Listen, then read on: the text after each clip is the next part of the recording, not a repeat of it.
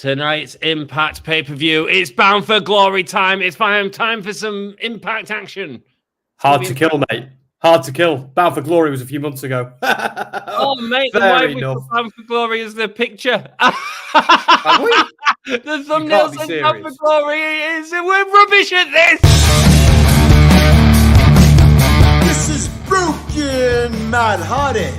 Thank you for watching the Give Me a Whole Year Wrestling Podcast.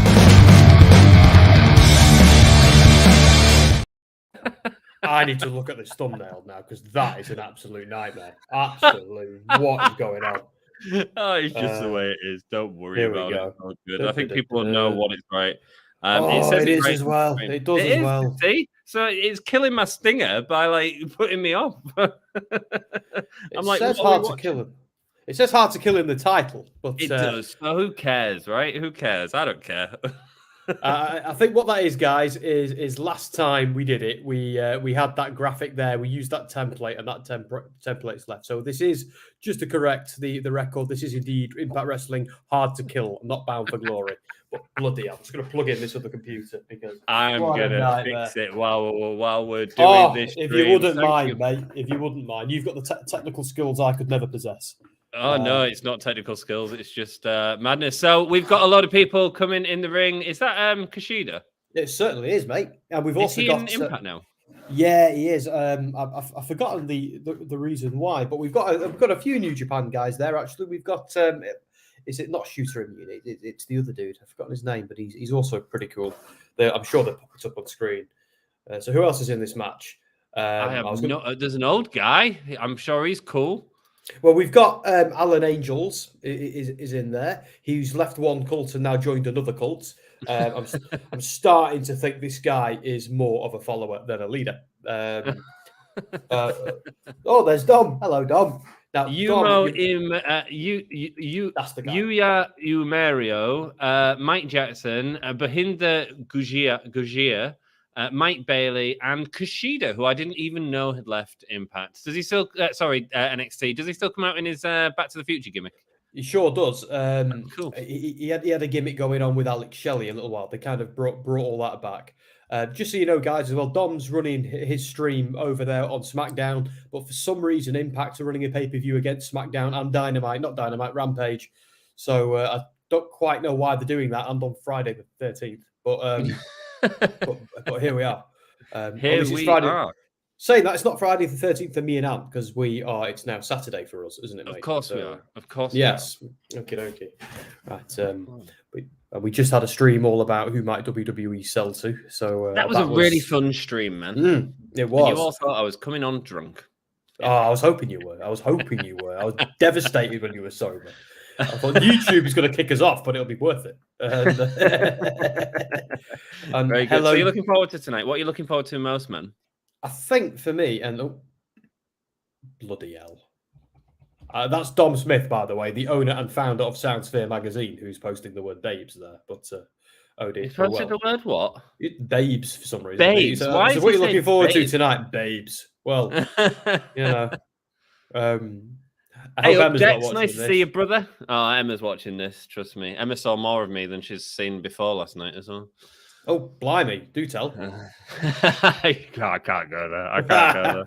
So who's this old fella? Like, I'll answer your question. I'm looking forward to the main event because Impact are very confident that Bully Ray versus Josh Alexander in what I believe is a street fight is going to be a SmackDown killer, and I think Josh Alexander is one of the best wrestlers alive right now.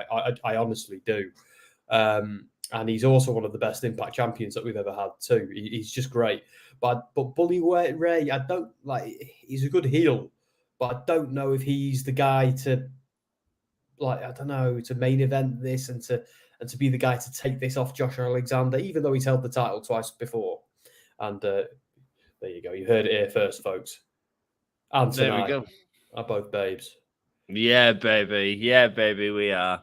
Cool. I'm sorry. I'm just trying to fix this thumbnail.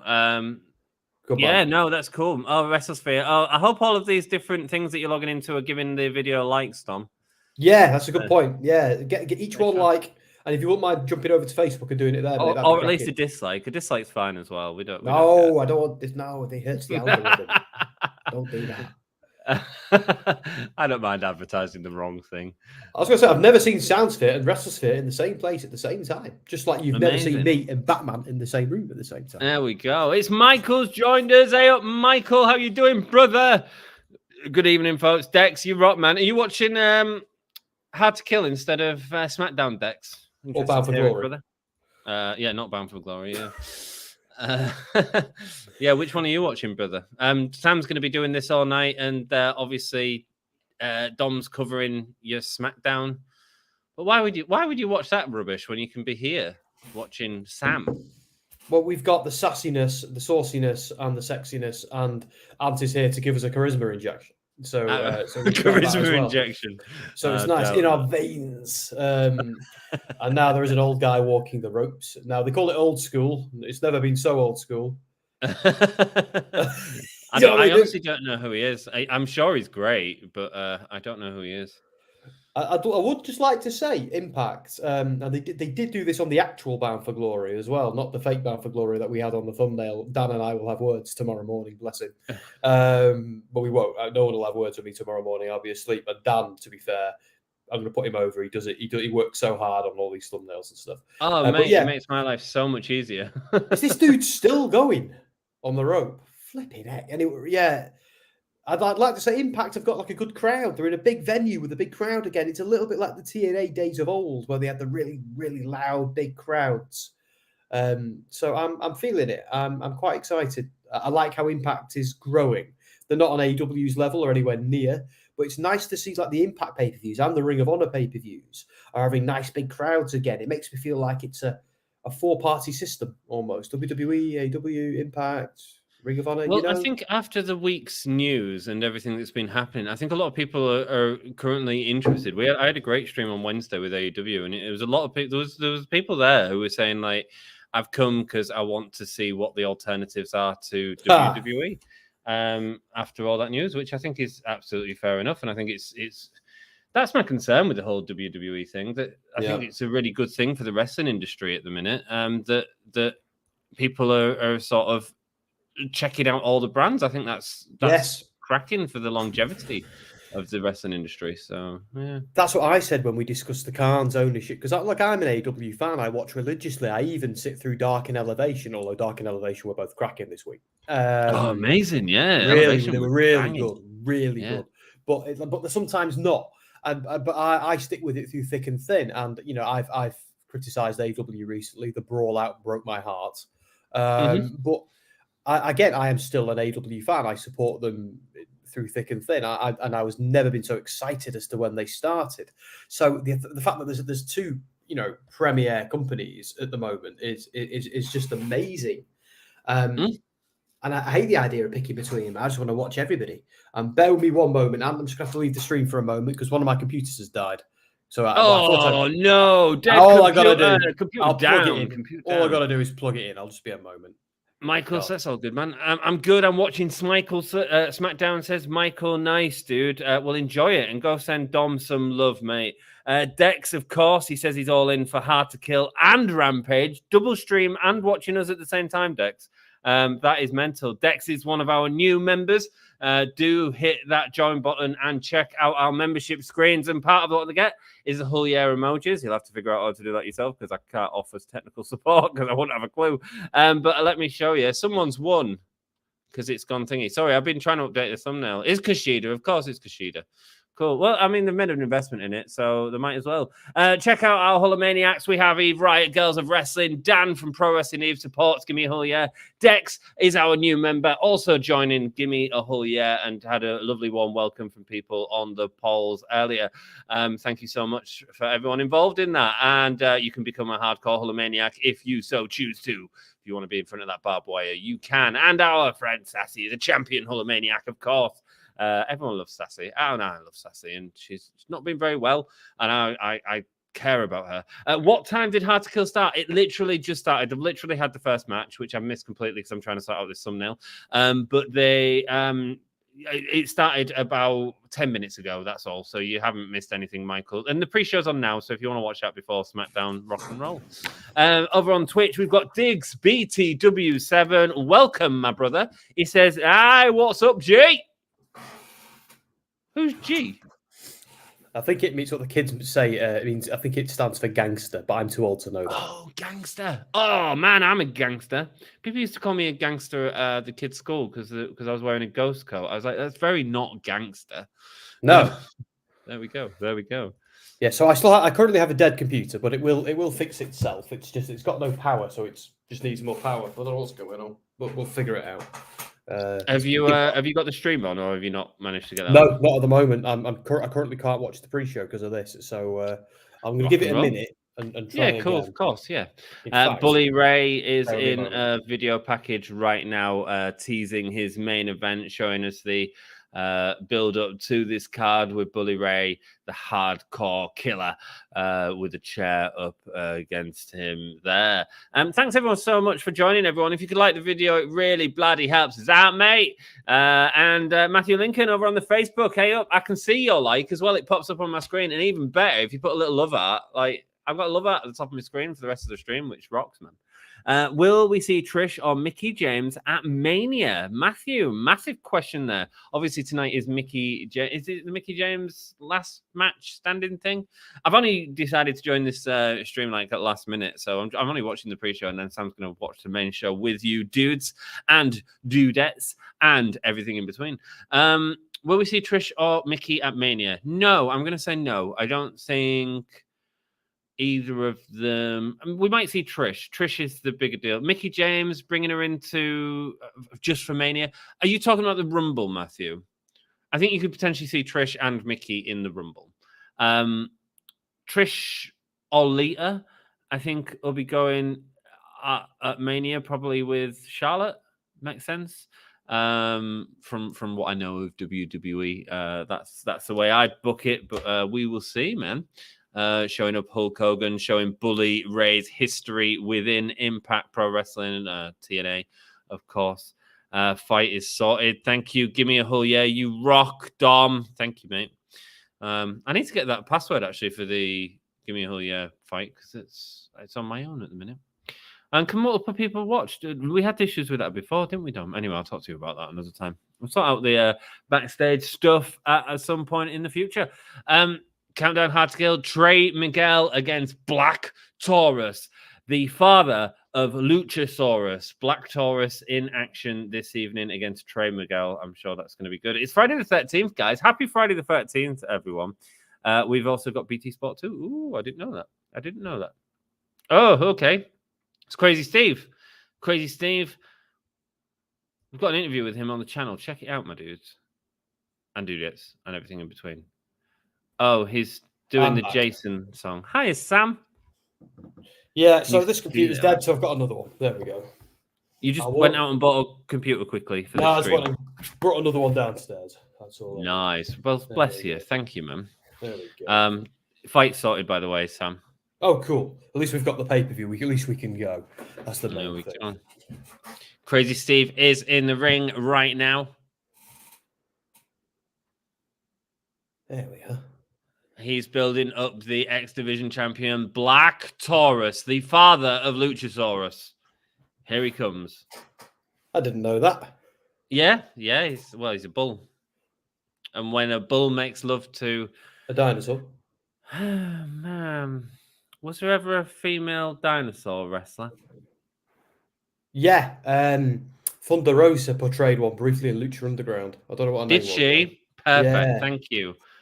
There we go. That's what happens when you make love to I'm talking rubbish, as you can all tell. Hey up, Todd. Nice to see you, man. Thanks for joining us, brother.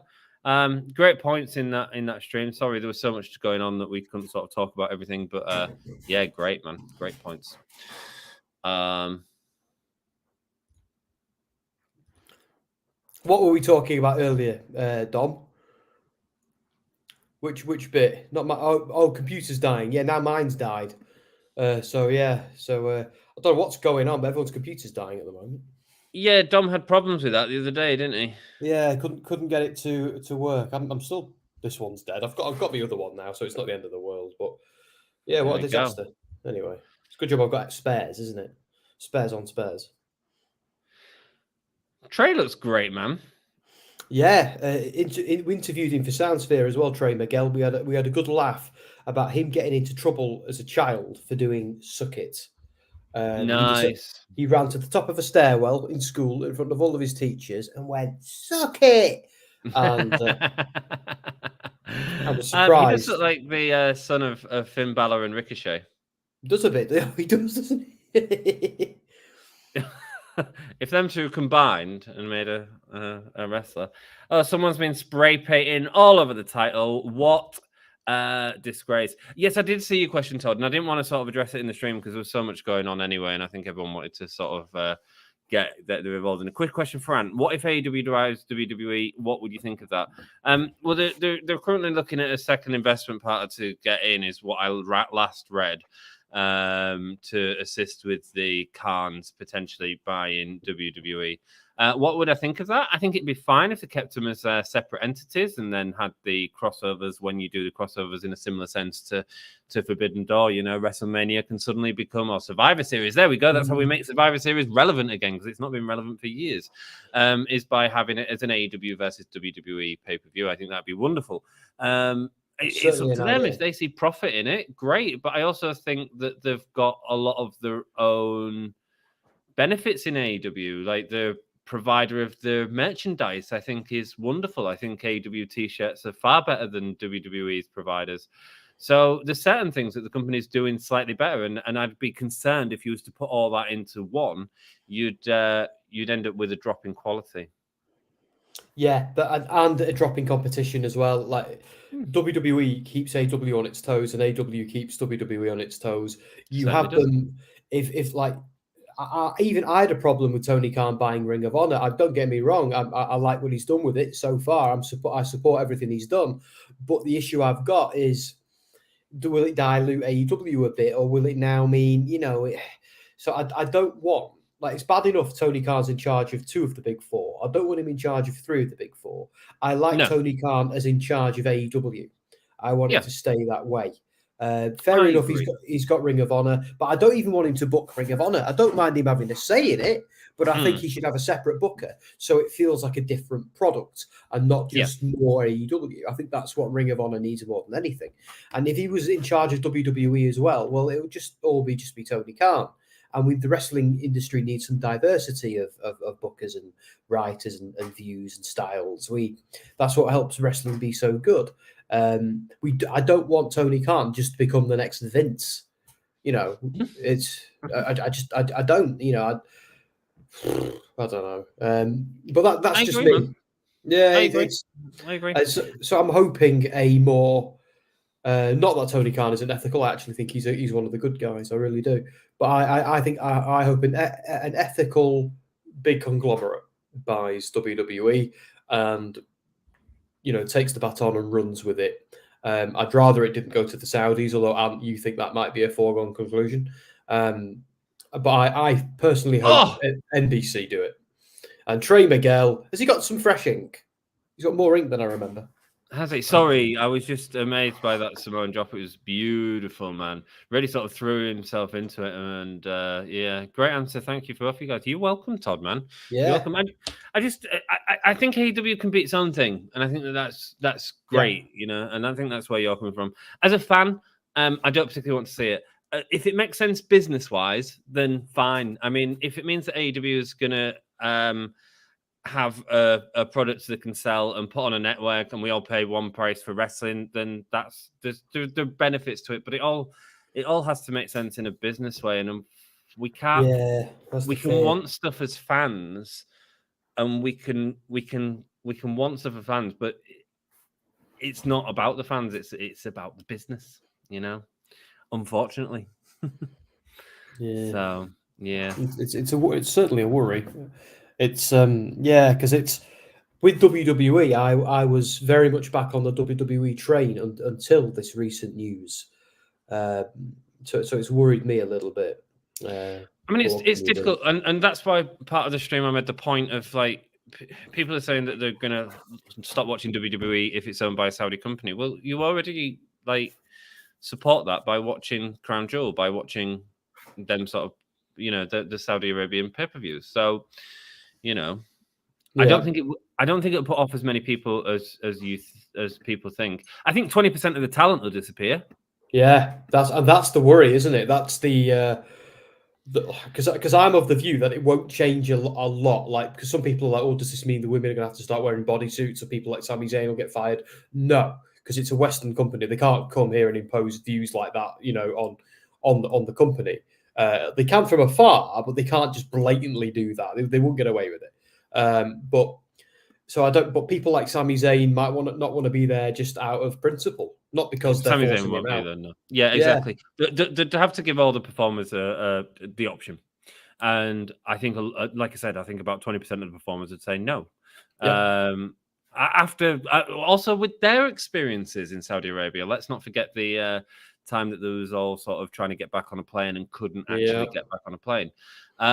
So Sami, because of his religious beliefs, or cultural beliefs, isn't it? I don't know if it's so much religious. It's more that he's got Syrian ancestry, and they're right. considered an ancient enemy. So because of the genocide from over 100 years an accident of birth has condemned Sami. Never mind that he's one of the hottest stars in the company right now. But the thing is, there's 20% of the company go, but there's so much, and John Cena will never wrestle with the WWE again as well. Oh my God, what a backbreaker! Just turning Trey Miguel over his back there. So Dex is saying, I found Trey Miguel kind of annoying to this current character. It's all helped Ace him. Yeah, it has. I think it's because has he actually turned heel, Dex, or is he just kind of threatening it at this point? He's being a bit more mean, but I don't know if has he done anything to solidify that heel turn. That's what I'm wondering, because I have been watching. I don't really watch Impact, so there's too much to keep up with anyway. But Taurus is thick, man. He looks great. He's a big lad. Yeah, man. Todd, okay, got to get to dinner, but saw you guys here and ran in to ask this question. So TTYL. Thank you, Todd. Thanks. What's TTYL? Talk to you later, I believe. Oh, talk to you later. Yeah. You're so hip, Todd. You're so hippity hop. Beautiful. Sent on, but he gets taught by Taurus, who puts him on his leg, puts him up, and he goes for the roll through. And beautiful code red. Whatever that was. Code red. Canadian Destroyer. It was something. Sunset flip. There we go. Oh, go on. Yeah.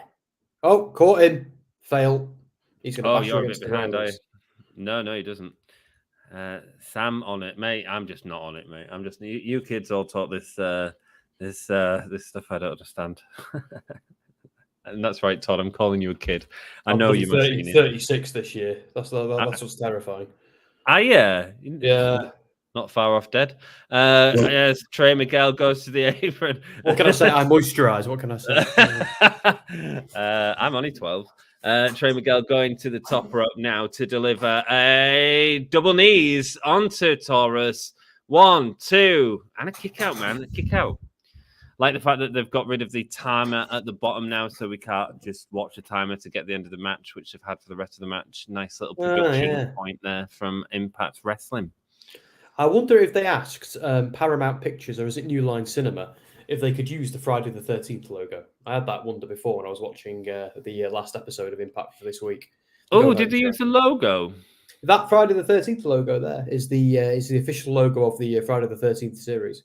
So I'm wondering if they I don't know which logo. Which logo? Oh, yes, the font. One on the stage, under the Tron. So, yeah. Fun facts for any horror fans who might be there, any movie buffs. Well, the interesting thing about that is Friday the 13th is in a lot of ownership issues at the minute anyway, in terms of who owns Friday the 13th, which is why the game had to stop creating new Jasons or something, because there's people who own the name and then there's people that own the story. I see. Yeah, because there's various guises of Jason, isn't there? There's like the Friday the 13th 2 version, the 3 where he discovers the hockey mask. Then after that, he's a bit of a zombie. Yes, there's various versions of him. Yeah, but I'm a big fan of that franchise. But there's a whole big rights issue at the minute with Friday the 13th between two different people owning it or owning different parts of it. So it wouldn't surprise me if they'd got it just on base. When you say something like that, then instantly the value of everything has to drop because you're not buying into the entire Friday the 13th. So potentially, if they got in contact with the person that owns it, the right person has said, "Yeah, sure, you can have it for X amount of money," and they said, "Let's do it." Or is it free usage? It might be. It's It could be the font, man. If the font is something that is owned by someone else other than Friday the 13th, then that could be another thing as well. That's very true. Crazy Steve is a horror fan buff as well. Just so people know, when we interviewed him for Soundsphere, he was telling us about some of his favourite horror movies. I can't remember what they are off the top of my head. Go and read the article or watch the interview. But he's a creative, artsy guy. He likes horror and things like that. Deodorant into the face of Taurus. Trey now with the back kick and lifting up Taurus on his head, going for the swinging. Oh, here we go. Yeah, Dex is saying, I didn't think about that. Warner Brothers and the original creators, which I think is Paramount, are fighting over the Friday franchise. Don't tell the lawyers. This has turned into a horror podcast. There we go, man. That's cool. It's always interesting stuff like that, man. You pointed it out, and I find stuff like that fascinating. Yeah, I'm just wondering if they've got permit. They must have.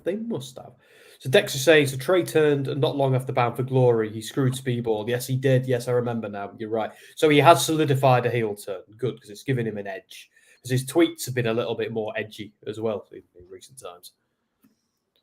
And Trey has won the match, and Crazy Steve isn't very happy. Sorry, I'm fascinated by this. I don't think it's the logo. Oh, have they just made it look like a little bit like the logo? Yeah. Yeah, fair enough. So. That's a way of getting around it. Oh, Trey's a rascal. He's a rascal. He did suck it. Did you see that? He did suck it. Oh, bloody hell. It's, what's his name? He was Tom Phillips in WWE. Philip Phillips. And now he's Tom Hennepin. Ah, cool. He was a great announcer, actually. I really enjoyed him. I don't understand major players, Heath and Rhino, Ace Austin and Chris Bay, all in action tonight. Steve McLean, Rich Swann in action this evening. Hang on.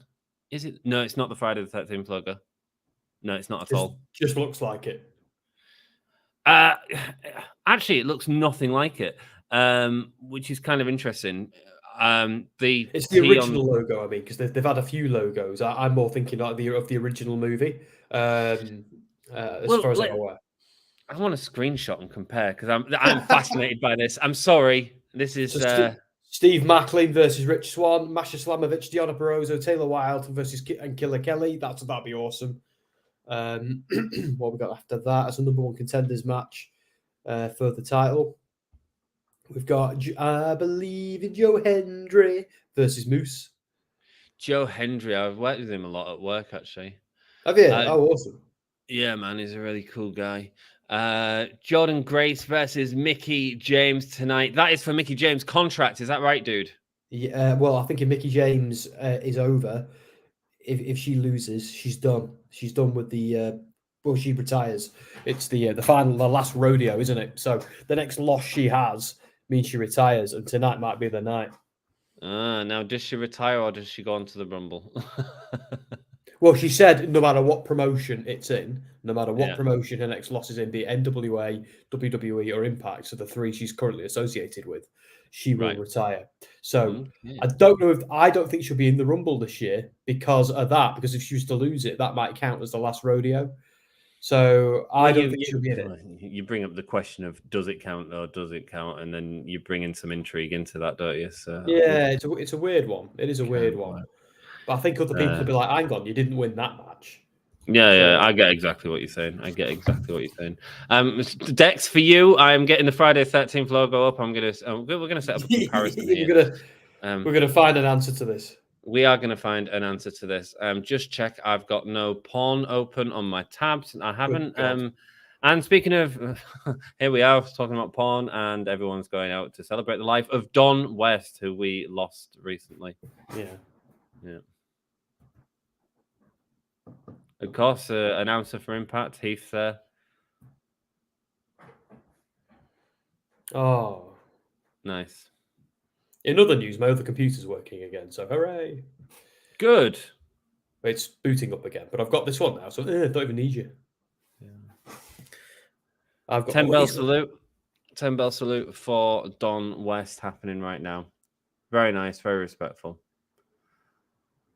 Oh, there's a few people up there who are quite upset. I don't blame him actually, because he was let's be honest, he was like one of him and Mike Tenay were the voices of TNA, weren't they, for the longest time? So I don't know. I've not really watched much Impact, to be honest with you, dude. But man, you know, I've been watching for 20 years. Would you believe 20 Have you? long, hard years? You stuck around, nice. Do you know what? I actually did, because there were times. There were times where I preferred TNA, and I've always been a massive AJ Styles and Sting fan.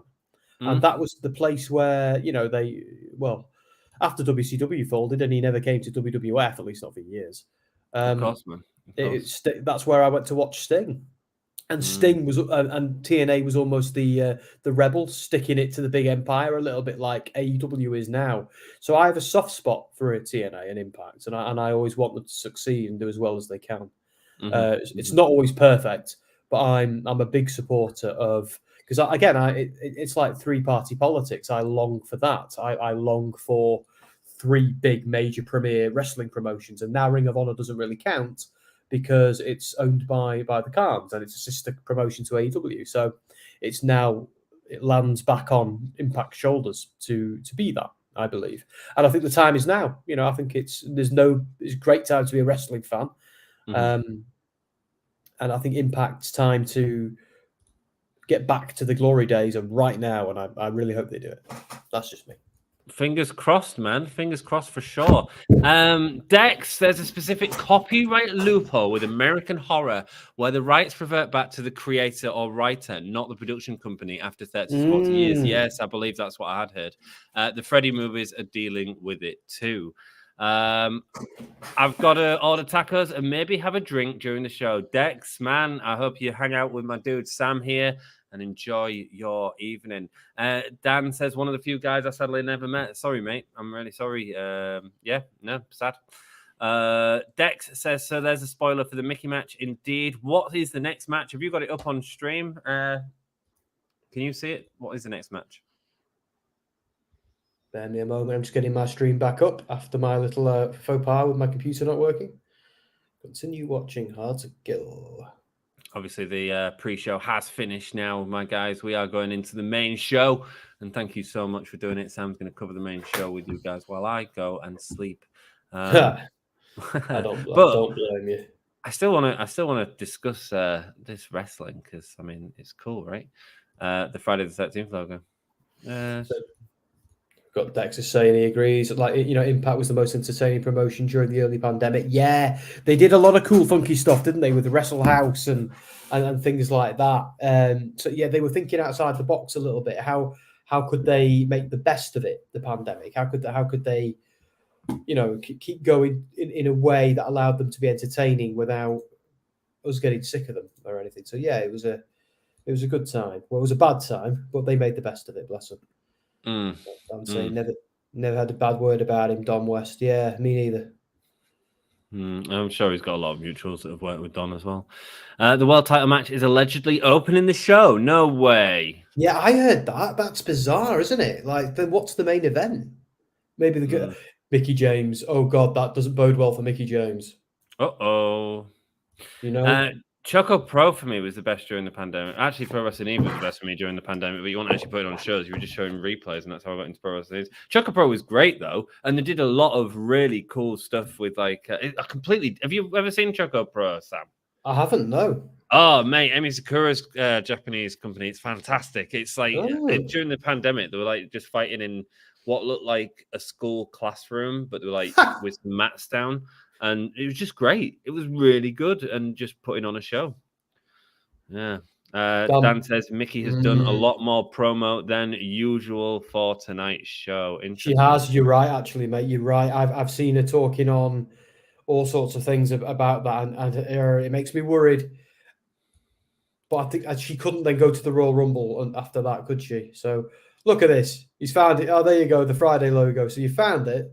So that's so it's different a few times. So it's different quite a lot. This is why I wanted to bring it up. It is quite different. It's interesting though that we all looked at that and went, "That's the Friday the 13th logo," as opposed to, I mean, the Friday the 13th logo, the original one, is quite bold, and that seems to be the original one with the sort of stripe coming off the F.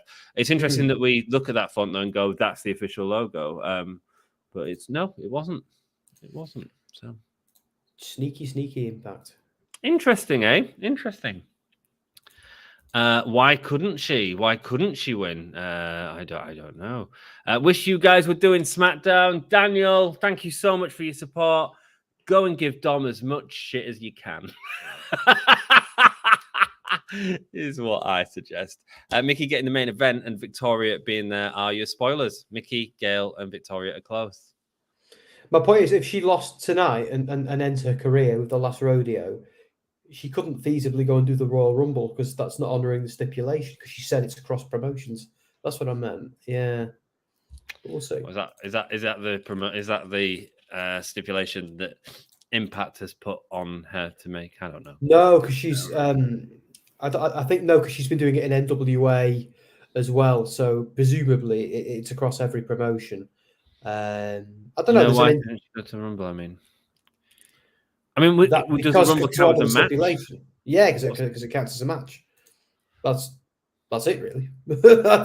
What is the stipulation? What the stipulation is? If the next loss she has, her career is over. She's done. She retires. Done. Gone forever. Shawn Michaels style, but without Saudi Arabia. Do you know what I mean? So that's the stip. Plans change. Well, yeah. Well, we'll see if she retires or not. They can. Definitely. They do. Honouring a fictitious stipulation in a fictitious TV show? Yeah. I think she means it, though. I think she's got some integrity. I think these stipulations count for something, I believe. But yeah, sometimes they don't. Like Shawn Michaels coming out of retirement should never have happened. He should have stayed away. That is one that should have stayed honoured. WWE, anyway, but it's wrestling, is it? And like you say, plans do change. So we are already back into my mainstream. I'm back onto my nice big computer. Oh, thank God. I'll put this little one away. So Josh Alexander is already busted open and he's telling the ref to go away. And the fact that they're starting with this match first, I think this is bold. What do you reckon, doing this? I mean, I kind of don't like it, but at the same time, it's sort of quite predictable, isn't it? Well, Bully Ray just put someone through a table. How's that for predictable? But, so I don't necessarily mind it. And if there's more heat on another match, then I don't mind it. I love I think that the most times the championship match should main event. I don't think all the time, though. I don't think all the time. And if a championship match is main eventing because it's Mickie James for the title, yeah, then why not? So. Why not? Yeah, why not? Put some heat onto that. We got 3 likes on the Facebook. You guys rock. Thank you. I think 2 of them were me. I think one was me and one was WrestleSphere. It doesn't matter. It doesn't matter. Hey, we got my dude Matthew who give us a like, so that's all good. Retirement doesn't mean never wrestling again. Lol, Flair, very true. Very true. Very, very, very, very true. You think if she changes her mind and is able to earn more money for her family, that shows a lack of integrity, says Dan. No, I don't think it. I think it's absolutely fine. Absolutely fine. He's reaching for a cheese grater. See, oh no. Even Trish and Lita do their surprises. Retirement to me means no longer a regular wrestler. Yeah, interesting. Do you know what? That's a really good point, that Dex. It's very true. I think retirement just means you're not full time, but we'll see you again. We'll pop in. Because I tell you what, retirement I loved. What wasn't the real. What fake retirement I loved was the Undertaker's. The whole climbing out of the ring, stopping, taking a moment, thinking, then going back to the middle of the ring, ceremoniously taking off his gear, leaving it in the ring, hugging his wife, walking up the ramp, fist in the air. Beautiful. And then he didn't retire. And then after that, I never wanted to see him in a ring ever again until a year later and the John Cena angle. where, you know, Cena was being a loudmouth, because that's the closest Cena's ever come to being a heel as well in that feud, if we can call it a feud. Oh, the year after when he had the minute match. Yeah.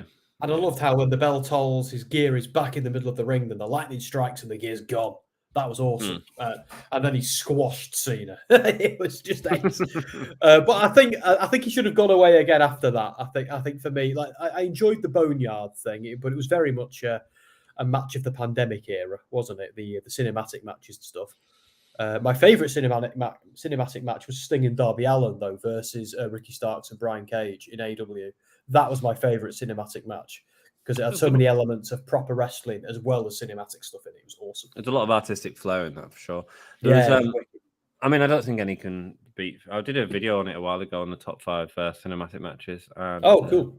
So you can watch it on the channel. But spoiler. Number 1 is the original Matt Hardy Broken Universe match.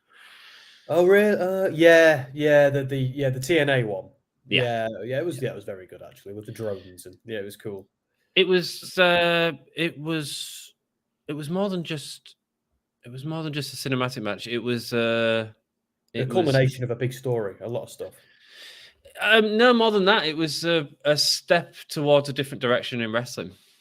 And so I think a huge sort of moment, really. Not that cinematic matches have happened before, and Impact have done a lot, and obviously you've had cinematic promotions for goodness sake. But to me, that was the banger because it was one of them things where everyone was loving the Firefly High Funhouse thing, and I didn't rate it. Lee McGuells, welcome, my dude. How you doing? Says, what kind of match is this? It is a street fight, I believe. Oh no, it's not. It's a thingy metal death match thingy. One of Bully Ray's special street fights. So it's essentially a street fight, just full Metal Mayhem. That's it. It's just full Metal Mayhem, which is why we're getting cheese graters, right? Yeah, and here come the thumbtacks. Who's winning this, Am? Who have you got? Oh, Josh Alexander. Yeah, me too. Have we done a poll? Shall we do a poll? I've already done a poll. And Josh Alexander, Matt Spelling's terrible, so we're just going to have to deal with it. That shouldn't be the end of Undertaker. Beautiful retirement after the Reigns match. That shouldn't be the end of Undertaker. Yeah. Beautiful retirement after the Reigns match. Horrible match, but great post-match. It was a horrible match. It was a horrible match. It was bad, wasn't it? Yeah. My kids, my partner's child was asked. He loves the Undertaker. He's real fascinated by the Undertaker, and so I was showing him like the Shawn Michaels Undertaker WrestleMania match and stuff. And but he also likes Roman Reigns because he's got a figure. I was like, he was like, have them two ever wrestled? And I was like, yeah. He was like, oh, was it amazing? I was like, no. Most Roman Reigns matches are not amazing. There've been good ones. There have been some good ones, but they are very formulaic. They are. Once you've seen one, you've kind of seen them all, depending on who his competition is, depending on who he's up against. Do you know he's had 2 good feuds? I've got 2 good feuds for you for Roman Reigns. The only feuds I've really enjoyed: Rusev for the United States Championship. That one made me uncomfortable. That one made me uncomfortable. Enjoyed that feud, and Braun Strowman. I thought their feud was great. But yeah, it was proper old school, wasn't it? The Braun Strowman one, where they were battering each other with ambulances and stuff. It was dead good. Godzilla versus King Kong. So Daniel saying, I came back to watch you because I was bored of SmackDown. Oh, Dom, we are going to hit you over the head with that so hard. I think it shows a problem with wrestling fans when they think they should control a person's right to work or retire. A really good point, Dan. A really good point. News, Josh Alexander is about to jump off a ladder onto a Bully Ray who's prone on a table. This is going to hurt. Yeah. And Dex saying, Sam, you may be more of a TNA professor than me. I thought Full Metal Mayhem was a TLC match. I think it's a bloody anything match, isn't it? By the sounds of it, it's just is there a foreign object? Use it. So that's what it sounds to me. But I think it just sounds to me like a way of saying street fight, but we're going to brand it as an extra hardcore street fight. Yeah, Dan saying it originally was. Dex saying, I thought so. Thanks, Booker D. Booker D. Like that should stick. That should stick. It's got so many gimmicks, Dan. I basically fell asleep watching SmackDown with Dom. Well, Daniel, welcome to the Hard to Kill stream where Sam is watching Hard to Kill and I'm just hanging out for a bit. Where were all these comments when Dom did that poll on Twitter before that I got trounced in. And I started off in the lead as well. But anyway, do you know when Dom had the freaking title, the Give Me a Holiday title, we put a poll out on who's the best title holder that there's ever been, and people voted for Dom. And I'm like, I'm going to be so freaking annoying with this title, and I have. I bet you started. Did you start like multiple Twitter accounts to go and do the vote in your favour? I voted for you, Sam. Yeah, Daniel Stevens is my new favourite member. Just putting that out there. There we go, man. Who's going to win the Impact World Champion? It's going to be Josh Alexander, I think. Yeah, I mean, flipping hell. I love Bully Ray. He's a legend. He honestly is. But I've never, like, as much as I love him, he's never been one of my favourites. I certainly appreciate him. And but I think Josh Alexander is the future. I think I don't know where or how, and I don't mean he's like the only person who is the future, but I think he is very important to the future of the industry. I love everything he does. I just love his work. I love his technical matches, and I love it when he's battering people as well. I think he can kind of do it all. Although I was very worried about him several years ago when he got hurt, but in the same way I was worried about Adam Cole recently. Similar kind of feeling. Who's back, baby? And the baby face, is that going to stick? Because he's a natural heel, isn't he? I don't know. I think you need to be dynamic with it and see where the story takes you. Yeah. And yes, I do think a babyface because he's going to have a match against MJF. And so you need him as a babyface in that for now. Yeah. He can turn at any point. That's mine. Oh. Michael says, is the Bully Ray match still on? It certainly is. Daniel We've got interference as well now. Who's interfering, man? It is John Schuyler, and I don't know who the other guy is, I'm afraid. I think he's new to me. But John Schuyler is one of the people interfering. And Daniel, I voted for you, Sam. I would have voted for you or Dan. So that's just excluding Dom. That's just mean. I love it. I'm all down for it. I'm all down for a bit of competition. And, my three favorite people on this channel are Ant, Dan, and Sam. Do you know who's my favorite on this channel? You guys. You all rock. You all rock. Suck. Did we officially name your fans the cheerleaders? They are cheerleaders. We didn't come up with an official name. I quite like not coming up with a name though. I kind of want you all to have your own little names for it. I don't give a shit. But because what he means is you come up with it, but absolutely use it. Like absolutely, yeah, and use different names for it. He can then say, "Oh, I didn't come up with that. That's just the fans, man. It's nothing to do with me." That's what he wants to do. He wants to fake the humble. That's what's going on. Mate, the Ant Farm. I love the Alien Ant Farm. Maybe, yeah. He's bloody being arrested, hasn't he? Oh Christ! Now everybody in it at the moment. Yeah, man. He grabbed a fan's hand at a concert and put it on his crotch while singing "Smooth Criminal," and the fan has sued him. So yeah, interesting. Tommy Dreamer's out and he's beating up the jobbers. I don't think fans would have done very well in the 80s, do you? No. And so no, we haven't. But Dex, you can be whatever the hell you want, mate. You be whatever the hell you want, mate. I love it because Sassy became Dam's manager when he was champion. So I was like, I don't want just one person. You can all be cheerleaders, man. It's like the bloodline of a bunch of people. Exactly. How much does it cost the pay-per-view? In the UK, it was £19.99. So I know the exchange rate's a little different, but I imagine it's about $20. Not necessarily. A lot of the times, UK pay-per-views are a lot cheaper. The AEWs are normally around $50. Yeah, it's cheaper because we were watching it at a difficult time anyway. So we can't hear you, mate. We didn't get a word of that. Thank God, SmackDown. Oh, you don't want to look at these comments, Dom. You don't want to see some of these comments. They're putting Daniel saying, my three favorite people on this channel are Anne, Dan, and Sam. I wonder why. What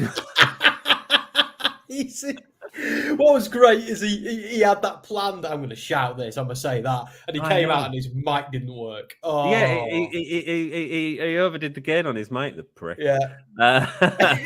3D in the thumbtacks. Absolutely. Is that what's happened? Baby.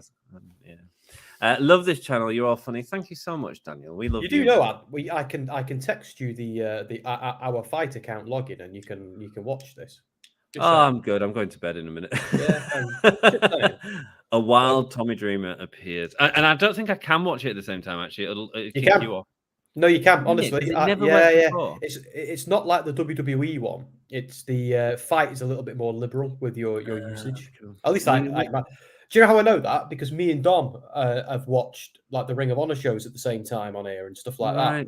We had a problem doing an Impact pay-per-view before with it. I don't know. Oh, really? Yeah. Luckily, I'm not a regular. You absolutely are a regular. I'd say you are. You all have. You all have nothing better to do. You can put this down to business expense too. Oh, dude, are you That's using exactly what we do. That's exactly what we do. Mate, are you a member of our channel as a business expense? You fucking rock, Dan. Dom and Uncle Howdy, the only people on Team SmackDown.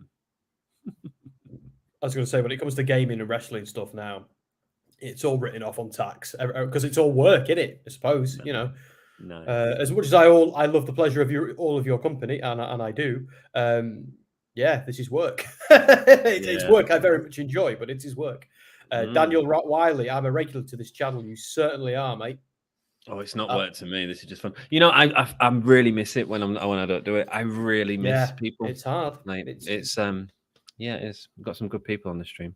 You get the bug, including Daniel, including you, my friend. You get the bug for this stuff. You do. Lee Miguel Torres, I want to see violence. Right. I'm gonna Sam, hit yourself in the face. Go. Yeah, there we go. Violence. I worked it. Violence. Was that a work punch, man? Yeah, it was all right, wasn't it, that? Not like Adam Page bashing himself in the head. So now we have not Bully Ray. Josh Alexander's wife is in the rings, pleading with Bully not to batter her husband with a bin.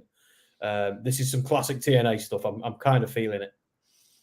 And you're right what you said before, Dex. I have been a TNA fan since the beginning because I was quite upset by the death of WCW. So when TNA and Ring of Honor rose from the ashes of WCW, I was very, very keen for both companies to succeed. And here we are 20 years later. You know, oh, you cheeky bugger. If someone worked a punch like that on a show, they wouldn't get a return booking. Right, I've been doing boxing for years. I'm all right when I'm actually doing them in real life. I'll tell you that. Hashtag flying Elvises. Why is it a flying Elvis? I don't get it. Dear. Me neither. The ring has just broke on SmackDown. Braun suplex Gunther off the top rope. How's it going to do? I can't wait to see that. I'm looking forward to that match. There we go. Cool. Daniel, what are you doing watching SmackDown? Yeah, traitor. No, he's not a traitor. Daniel's like listening to us while watching SmackDown. This is the best. Josh Alexander's wife is such a trooper. She's been his pathos for his best angles the last year. Nice. It's great when you got people that support you in life, isn't it? I just like we have people in the chat who say words like pathos, Dex. I don't even know what fucking pathos means. Is he in God of War? Pathos. It's like muse, inspiration. Don't you say more words I don't know. What are you on about? Supermassive black hole. Muse. Dan, you're correct, mate. I did give that spiel, but I was drunk for half of it. That's the thing you've got to remember. This is TNA. I got to get through some of the bad shit stuff. Things. Goodness Daniel me, has Sam. both tabs over. Daniel's got both. Oh, tabs I see. Open. Nice. Just using his whole family's Wi-Fi. Absolutely. Bandwidth. Storm the Desert has joined us. Welcome, my dude. Thank you so much for joining us, brother. While they built the world title match on this card, and it's a completely different match, it's hard to stand up to the Mike Bailey versus Josh Alexander match. I think you've got a point, mate. I think you've got a point. That was one hell of a match. I watched it and then I went back and watched it again. I spent 2 hours of my life watching that match. Not in succession. It was a couple of days later, but using all my data. Nice, man. Nice. So in my line of work, Daniel, I have to unfortunately pay the extra and have infinite data because even though I work from home and I don't need it, I'm occasionally, if you're ever at like a press event or something like that, you just need it. And Bully Ray is tapping out. There we go. Josh Alexander winning the championship, continuing his reign. His legendary, historic reign, we should also say. It is, yeah. It's been the longest TNA reign in history. Is that right? I believe so, yeah. Which is mad when you think about the people who he's, you're talking about some incredible. Yeah, he's in there with Sting, Samoa Joe, even Bully Ray, a bunch of other people. Yeah, Loki. Kurt Angle. So many. Early TNA was great. Jerry Lynn, Loki, AJ, Psychosis, etc., etc. Yeah, man. It was always, Great names. TNA. It was always one of those. To be fair, WWE's a lot like this as well. It was always one of those things where it's like, when you sit down to eat a gorgeous meal, it looks amazing. You can't wait to tuck in. But for some reason, while you're eating it, it just never satisfies. Never gives you. It looks better than it actually was when you ate it. Yeah. Like, that's been my entire relationship with WWE, and to some extent TNA as well, over the years, and AEW as well. I don't know if that's just wrestling. I don't know. It's Sounds like you need a new sandwich shop, mate. Or I need to find a new hobby to watch, or a new job. By the sound of things. Start collecting trains. Yeah. Josh Alexander's son is also a legend. Is there going to be debuts? I don't know. I don't follow it. Do you know what, Daniel? Right, you say you should sabotage Dom because he tried to sabotage you. I'm going to go sabotage him. I'm going to go. I'm going to be the bigger man. I'm just going to be the bigger man. I'm going to rise above it and be like, you know what? I'm going to be a professional, even if he's not tried. I might just go on there and shake my head. Go on then, do it. Disapprovingly. Keep your pants on though this time. Do keep your pants on this time. Or maybe I just get his stream banned by getting my dick out. Well, you're getting all of our streams banned. Please don't do that. Do you know what? There was a show you and Dom did the other week that got ad suitability, and I was like, my streams don't get that. Why did he get that? We don't swear or anything. We only ever swear when you're here. I know. It's great. What was that about? I don't know. Something inappropriate was definitely said, and I get away with murder. I bet it was Dom. I bet it was Dom talking about, I don't know, like bodily functions or something. Dom is. And my biggest criticism of Alexander's reign was that he didn't have a single good blood feud or story, just good matches. But I'll shut up now. Bully did his job to round his out. Well, no, don't shut up, Dex, man. I mean, mate. Like, this is all like content for us, man. you the guys that makes the show. What is the next Impact pay-per-view? What is the next? Oh, did I change the thumbnail? I don't think I changed the thumbnail. It's not. Is it? I think it could be Rebellion because they do Slammiversary and then Bound for Glory in the warmer months. So I think it's Rebellion. I could be wrong. Oh, look at that chair shot! That was amazing. It even says "Hard to Kill" on your thumbnail as well. Good. Thank you, mate. Thank you for that. You're welcome. Do you know what? Tell him what I said about you, Sam and Dan. Do you know what? We don't tend to get it for what anyone does in the comments or what anyone ever says in the audience. It's only usually something what we say. I've had them before. Don't worry about it. Well, the other one we had is when Dom started playing the Chip Spice advert, because we're not actually like, well, we are, but we're not. So, and then it was like, no, you can't have, like, because he was advertising another brand, even in a sort of jerky fashion. So every one of them streams ended up getting ad suitability. Oh, so we can't do the Chip Spice thing anymore? Not really. No, that'll have been what that. If you've done that on SmackDown, that'll be what it is. Yeah. No, I haven't. I think Dom might have done. Oh, I sworn somebody did it the other day on someone's stream. Sometimes it picks it up, sometimes it doesn't. But I noticed because I did a Pro Wrestling Eve stream, and I was clean as hell. I was clean as a whistle, and yeah, that was yeah. What's happening now, Mike? Sam, what's happening, my love? Well, we have Mickie James speaking to somebody.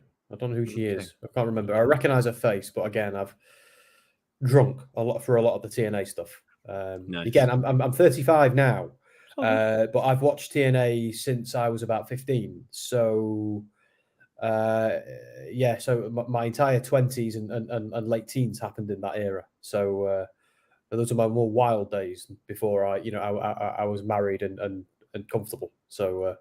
Wrestling was still I still loved wrestling, but I also loved partying as well. Do you know when when that little prick come onto the stream, he changed our brand color and everything? You're joking, did he? Yeah, he's changed our brand color and our background. He's moved it to blue. Yeah, he's a prick, isn't he? Absolute little What turd. were we having? Should we have red? We'll have that as red, and we'll do something else with this. What a little! I'm just going to end his broadcast. No. He did it to me and Dan at WrestleMania. Let me tell you. I think he didn't mean to, though. I think that was just stupidity on his part, as I don't opposed mind. to. I don't mind being stupid. Don't worry. So Lee is saying, when's the AEW pay-per-view? This is more of a job for you, this one. I believe it is in. Oh, that's ugly. That's nicer.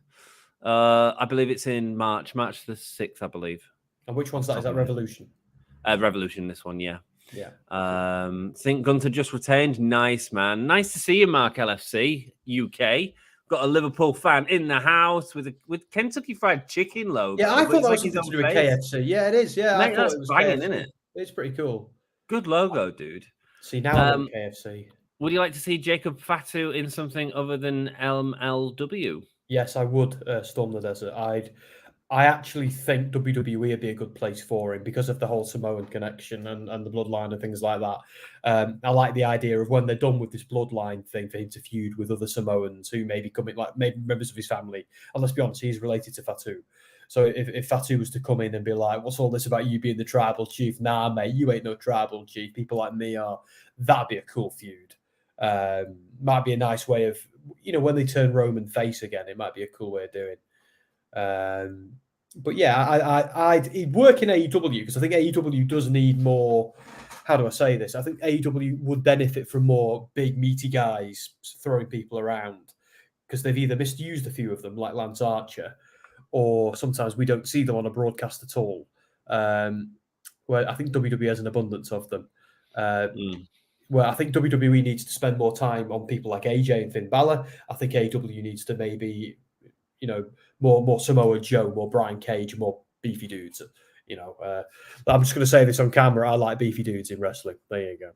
Hey, read into that what you will. I prefer twinks, but that's just Victoria. This is what gets us back. That's not gonna. I like. No, that's all right. They're just they're sweet, creamy snacks. That's what they are. Oh God, no! What did I just say? Dom just waffles on, says Daniel. Yeah, I know, right? I had to tell him off today because he was just talking. So he was just talking for the sake of talking. Yes, do it, please. Dan wanted me to go and end Dom's stream. It's great that they got Raven in for that scene. Nice, man. Definitely. Yes, what happened in the match?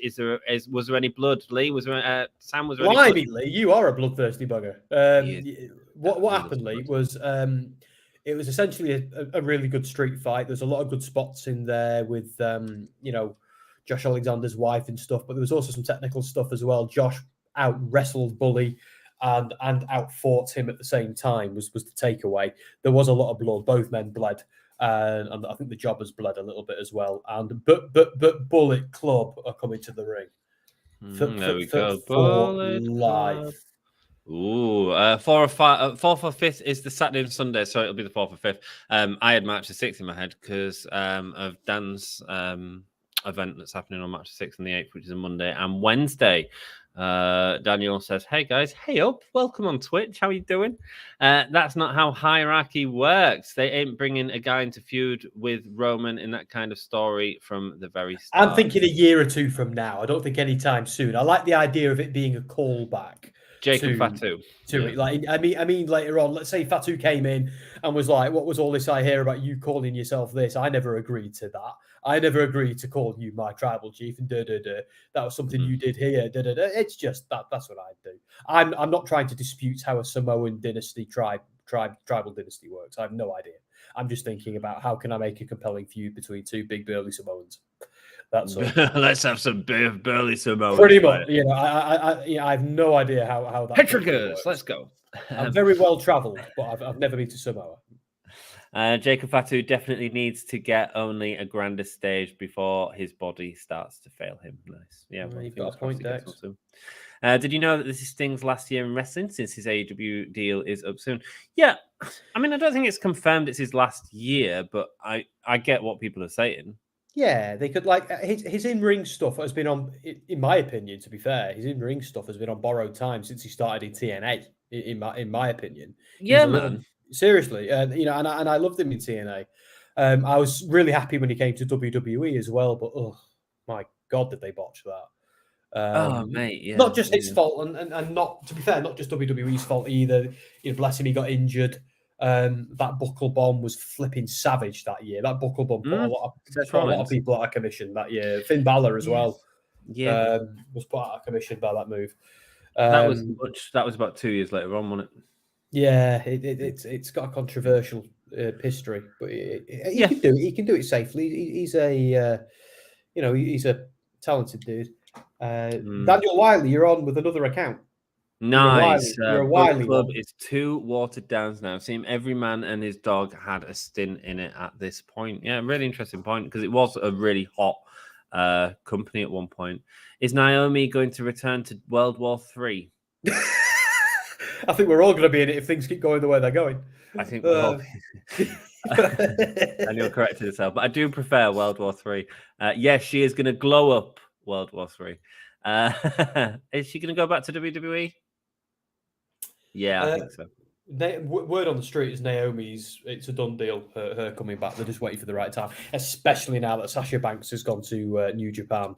They're going to be very keen to get Naomi back, just even if it's just to stick it to her ever so slightly. Look, your tag team partner's back. Look, we're sticking her in a good story. Look, we're pushing her. It's it's a WWE way, isn't it? Sometimes that. March 6th, I'm going to wrestle MJF versus Lee Miguel, AEW World Champion. Nicely, you get your ass over there and beat up that MJF fellow. On Twitch, it says SmackDown. Mate, we haven't set up the stream right. I don't know who's done that. My apologies. Oh, something's going on, Daniel, with Twitch. We were discussing. We don't know if we're gonna not do Twitch or something. I don't know. Dom's the man in charge. I think he knows. He's not the man in charge. He has to talk to me about that, and he's not mentioned that at all. I'm going to kick his ass now. I think it was something to do with how much they're paid for each one. I don't know. I think it was something to do with SoundSphere. I don't know. How much they paid for each one? I don't know, mate. I leave all that stuff to you and him. I'll go have a word with him. I just do the fun stuff. Ace and Bray might be the best thing for their careers by working in New Japan, but they did not need the Bullet Club gimmick. See, I might disagree with you guys. They're never going to beat the original incarnation of Bullet Club, and like even the whole elite incarnation of Bullet Club was great, but it still didn't stand up to like the original storylines with Prince Devitt, or even the AJ stuff. But I kind of like Bullet Club's never going to be what it once was, ever. This isn't 2014 anymore. But I kind of think Ace Austin and Bay were as talented as they are. And same with Juice Robinson and El Fantasmo. I think they're 4 dudes who were just kind of, I don't know, they were doing all right. But I feel like Bullet Club has galvanized them a little bit. But sticking their name to that brand has given them a little bit more. It's made them more of a collective than individual units. But they haven't done anything I've disliked yet. I wish they'd make up their mind if they're going to be faces or heels, though, because they keep the Bullet Club ways to flip-flop, isn't it? That's the thing with Bullet Club. It gets over. Then they have to try to make them baby faces, but it then doesn't fit the gimmick and the whole ethos or the pathos of Bullet Club. So I just think it needs. The problem is it's had too many changes. It's become something that's it's too difficult to follow now for new people getting into it and stuff like that. I think it just needs to be dropped and then brought back in the future. I think they're trying to do this is the new generation, aren't they? Because we've got like the generation of Devitt, Gallows and Anderson, Tama Tonga. Then you've got the AJ Styles coming in and and AJ Styles brought in the Bucks and Adam Cole and people like that. Yeah. Then Kenny Omega took over and we had like the Elite era. The Elite got a little bit too big for their boots and the Tongans made the firing squad and got rid of them.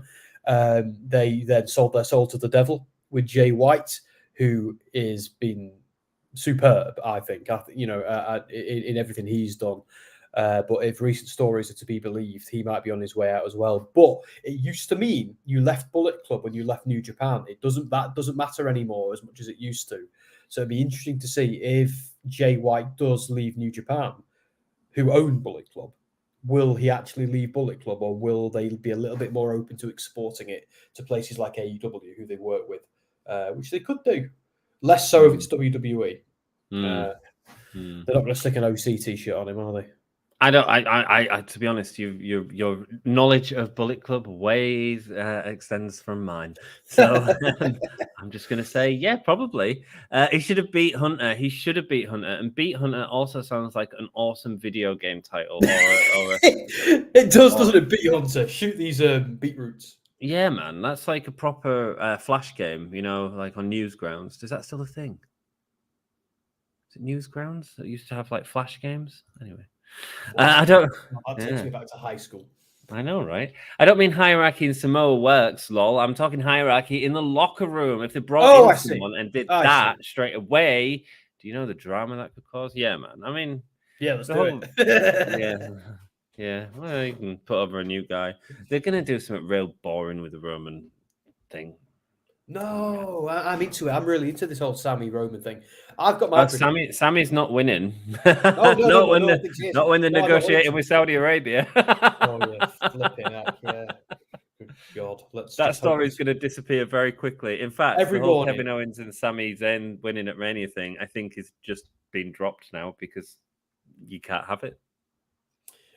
Dex, you're saying, oh, first of all, Sassy, hang on, let's just quickly chase some of these. So, guessing she will return at the Rumble. I think Roman and Paul Heyman will bring her in the Bloodline storyline. That's a really good idea with Naomi. I like that. Yeah. Bay and Ace are weighed down as Bullet Club's second and third string junior tag team. Nice. Yes, they are. Kind of hard for the Bullet Club to be what it was after the AJ era. They held all the titles. They felt like New Japan ran through them. The Evil Empire per se. Nice. Yep.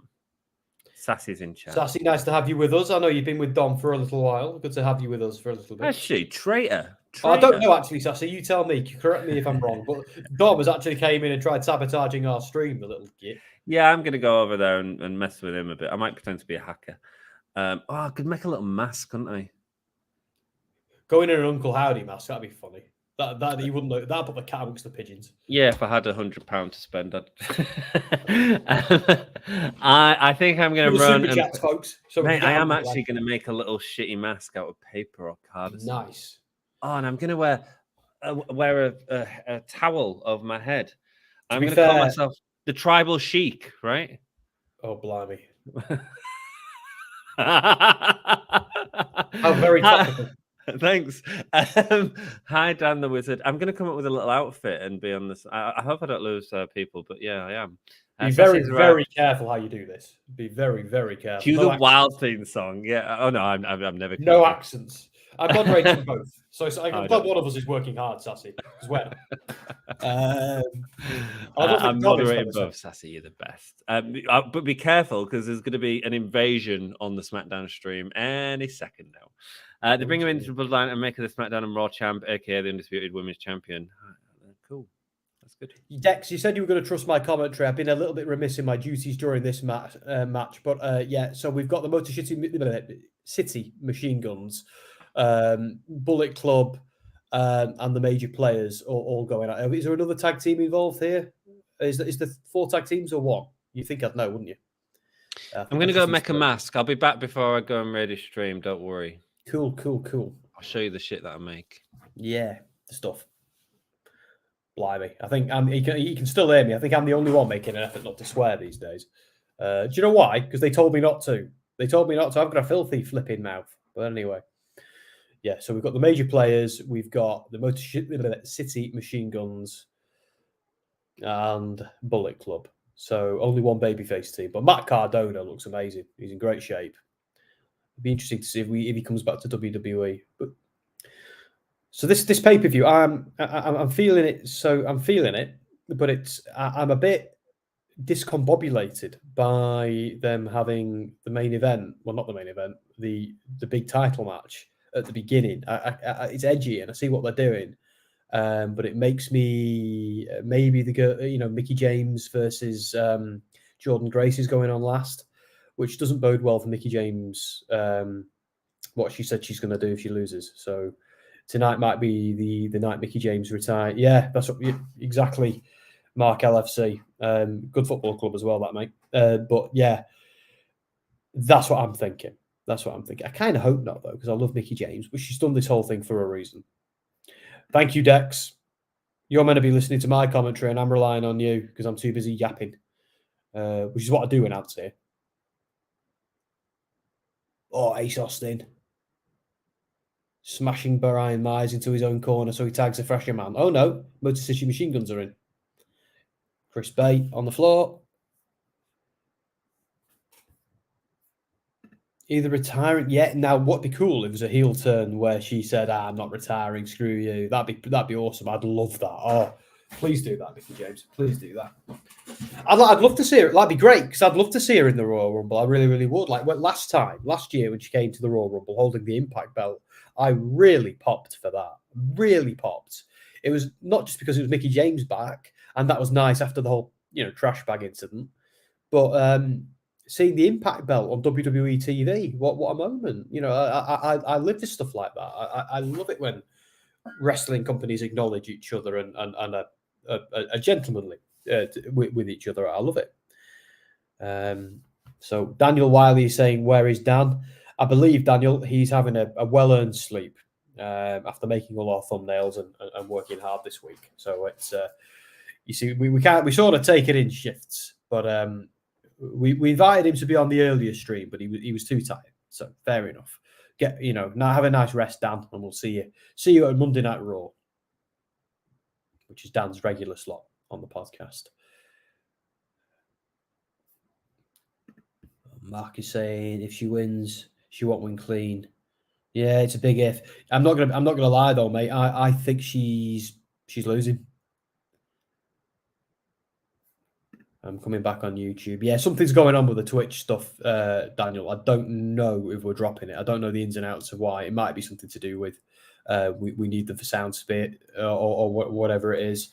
But I think we don't get a massive amount of engagement on Twitch. We mostly get it on YouTube, and we get a third of it on Facebook as well. So I don't think Twitch is a big hitter for us. I don't think it's a big spinner. So I think that might be Dom's rationale, but I don't know the ins and the outs. I'll let them do all that stuff. I'll just work it. Sassy saying Mickie will lose. It's starting to look that way, Sassy. Then putting the Impact World title on as the first match is a real indicator. It might mean nothing, but if I was booking it and I was doing that, yeah, that's what you're doing it. Lee, it was Josh Alexander retained. He tapped out Bully Ray. It was a good match. I'm going to watch it back tomorrow. Once I've seen SmackDown, which I'm missing tonight. I think she's going to WWE with Nick or AWA. Well, I don't know, mate. I think she's retiring. I think she means every word she said. Unless she swerved us and she's turning heel.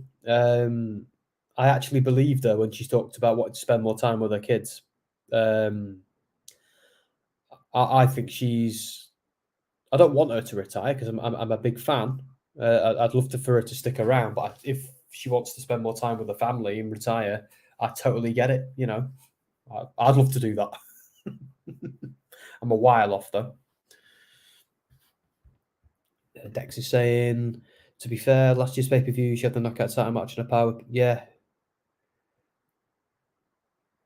Yeah, Masha versus Gray should be main evented based on quality. There's certainly an argument for that.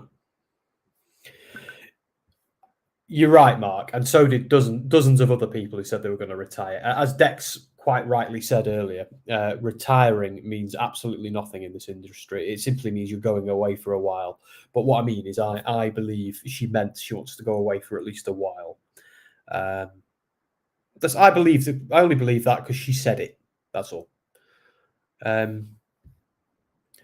Daniel. Welcome back. Sassy saying she agrees with Dex. Yeah, me too. What is the next match? I don't know yet, mate. At the moment, it's still the tag match, the 4-corner elimination match, and just Bullet Club and the Motor City Machine Guns are left, I believe. I'm not quite sure what they're racking up next, but we'll certainly tell you when it happens. I think we've been a little bit remiss with the banners tonight, so we'll start doing that when the next match comes on. There's no point doing it now. This will be over in a minute.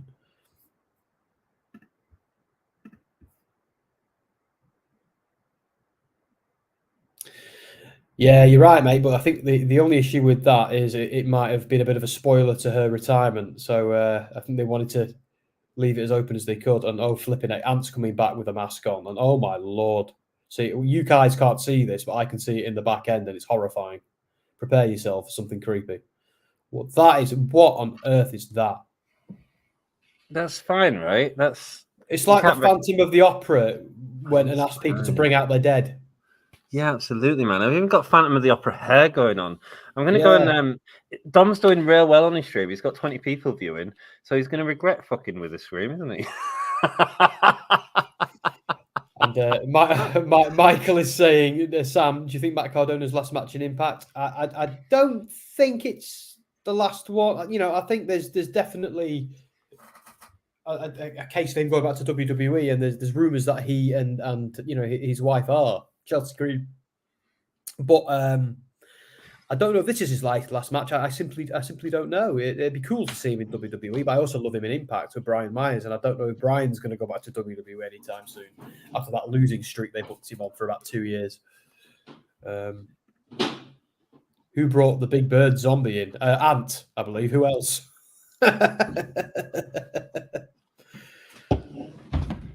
My God, it's like... So I need a name. It's going to be like a really crappy Bray Wyatt thing. Bird Reaper. The Bird Reaper. What about anti? It's a playoff Uncle Howdy, you see. I can be anti Toodaloo. Anti-Toodaloo, yeah. And Bray's sister, right. I'm going to go sabotage this. That's awful. Can we not get a better one? Actually, no, it kind of works, doesn't it? Let's go in chat, guys. Let's go in chat. Anti-who? Who am I going to be when I go into Dom's stream? Anti... It's got to be the opposite of Howdy. So that's why I came up with Toodaloo. The bean. The beans. I think we have a winner. Thank you so much, Mark. I'm going to go invade Dom's stream. I'll come and say goodnight to you all in a second. Genius. I can't wait to watch this back tomorrow. And the Motor City... I've got to stop saying that.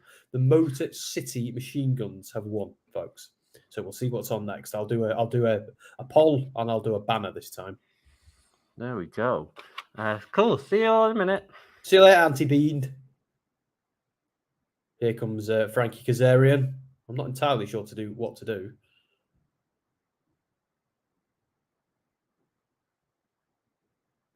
Has Kaz dyed his hair purple, or is that just my camera screen? Has Ant done it? I should go over there and have a look. But I don't want to have concurrent streams on because it bugs everything up.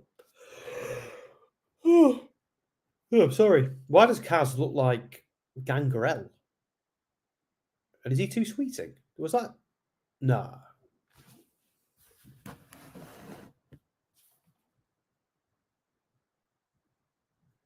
The heavy metal rebel is... Oh, no, he's doing the heavy metal thing. Sorry.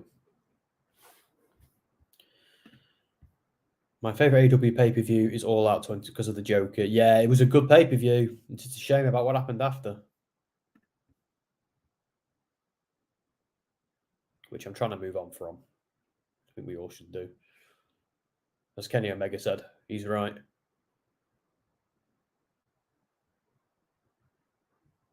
So Kaz is cutting a promo.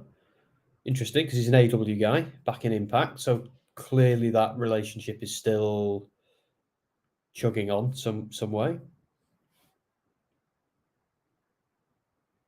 How many of you are actually watching Impact? So you're just hanging out with me. How many of you actually got it on in the background? I know Dex has been watching, but he's gone to get his tacos, and I'm super jealous. I know Sassy has access to the same fight account I do, so she could be watching. And don't let them forget about your special stream, Sassy. If you're watching, don't let them forget about is it the 44th Street, the New Japan one you wanted to watch. Don't let them forget about that. Who's won so far? So far, the pre-show we didn't cut. I was messing around with my computer, so Wikipedia for that one. Bully Ray was defeated by Josh Alexander. The Motor City Machine Guns retained their titles as well. So everybody's retained so far.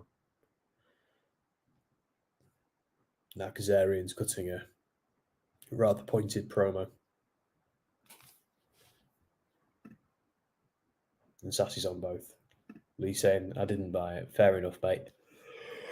I'll endeavour to keep you informed.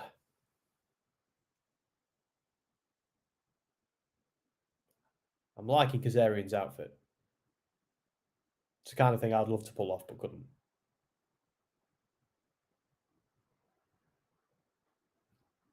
I love how Impact's got a decent-sized crowd tonight. I think the last pay-per-view had a bigger crowd, but that was Bound for Glory. Bound for Glory is their A pay-per-view, so Hard to Kill is, I don't know, it's on the same level. But it's nice to see them having a decent-sized crowd, because I desperately want TNA to, or Impact, to go back to the big crowd days.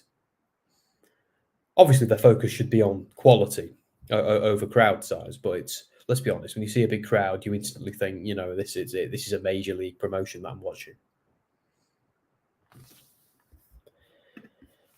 I know it won't happen, but I think everyone wants to see FTR and Punk versus the Elite program. Would be the biggest thing they could possibly do to draw. It really, really would be. It really would be. And, you know, FTR, I think Dax got some heat for you know, suggesting it, didn't he? Which is a real shame, because I fully agree. I think that'd just be amazing. But the thing we've got is 4 of the people involved there can't seem to work together. They're in both, you know, I don't know the ins and the outs, and it's something that upsets me, and it's a shame that we couldn't have that. I very much hope, you know, one day they'll be able to do something like that. I hope CM Punk doesn't stay gone forever, but if he does, he does.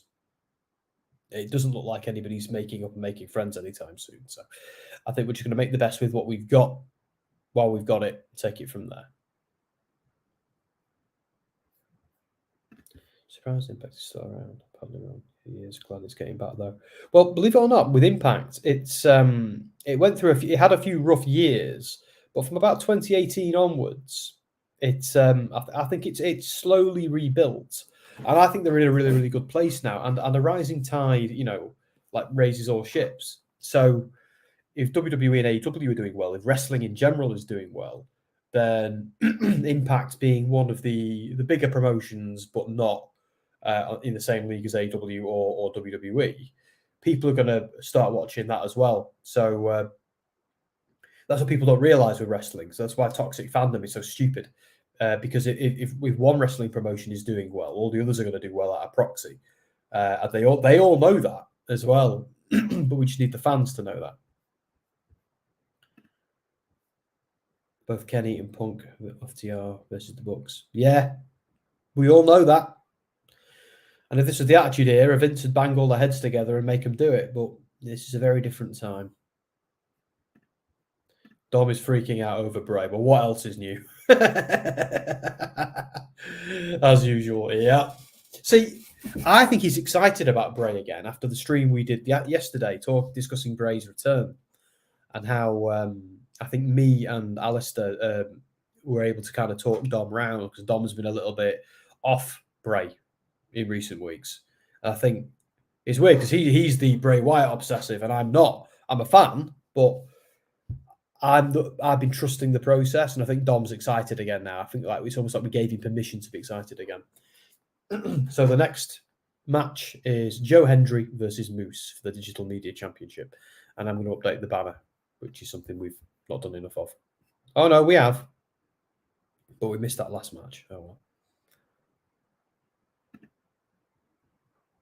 Oh no, Ant's doing it that way. I don't like it when you do it that way, Ant. Right, we're going to put that ticker back on. I'm going to do a nice new banner.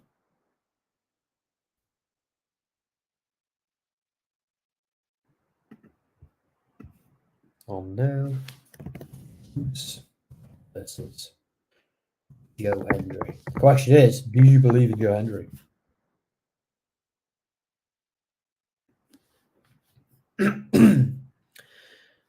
And we're going to do a poll. Let me just quickly jump over to YouTube and do that poll for you. I've got to log into our Give Me a Holy Air account to do that, you see. SmackDown. Oh, Ant's messing about with SmackDown.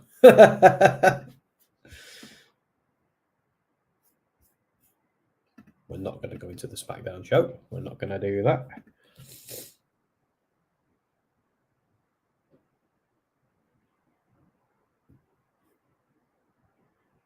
Come on, adverts, go away. Ant had 2 masks on. All right, let's get a poll. It's interesting. Normally it's Hassan who wants the poll, and Hassan's not with us tonight, which is interesting. I think he's probably with Dom. So, who wins? Moose. Joe. Henry. Oh. Okay, folks, the poll is live. Who wins, Moose or Joe Hendry? Sorry, I keep having to clear my throat. I don't know what the hell's going on. Here's one. Can Joe Hendry sing? I'm not so sure. Yeah, see, I think they're both good wrestlers, Sassy, but Joe Hendry's gimmick doesn't do much for me. I think he's a very talented dude. It's nice to see him get, be in a big promotion and get all this attention, but I don't know that I like singing gimmick. I think it's better as a heel. I think he'd be better as a narcissistic heel. When he was shouting about how prestigious he was, I was more into it than as a babyface, because babyfaces are generally not arrogant. They're usually quite humble, and heels are arrogant and delusional. I think this gimmick suits being a heel more for me. Yeah, so Dex, Motor City Machine Guns retained. Kaz came out and cut a promo, and that was it, really. Now we've got Moose versus Joe Hendry. And I think Dancing Moose is about to kill Joe Hendry. For me, Moose needs a title, Henry doesn't. Yeah, I think Hendry's new to the company, though. He's the shiny new toy, where Moose is a loyal company man who'll do what the booker says. That's what's going on. Moose has held the world title for quite a while, but yeah, I think it's almost like the digital media title would be almost beneath Moose. I don't know, but I agree. I kind of hope Moose wins this and takes that belt off him. Totally. I loved it when Moose had the TNA Legacy belt and the World Championship. That was awesome.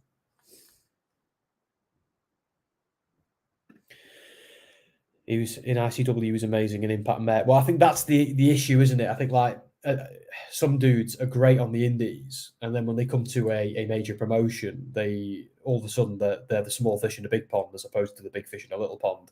I think that might be the issue with Joe Hendry, but he's only been in the company for a few weeks, so let's give him the benefit of the doubt and see how he does. See what happens. I liked him as a heel. Yeah, I think it's his natural state. I think the whole heel who doesn't realize he's a heel is the best gimmick for him. So sorry. So it's 2 a.m. here, guys. That's why I'm yawning, by the way. And I've already done I was up this morning and I've already done a day's work and then a load of freelance work before I did this. So that's my life. Moose knows how to hold a title. Well, just look at the guy. Look at him. Built for combat. Wasn't he there for Grado? See, I like ICW. I follow it these days, but I was never really into Grado. He never did much for me. I can see the appeal. I can see why some people like him, but he never did a huge amount for me. I was never that interested. I love Stevie Boy in ICW and people like that. Who else is killing it over there at the moment? Darren Thingy and Dylan Black. Those two are awesome. I might have just butchered their names as well, by the way. Coach Tripp always entertains me. What a ridiculous name.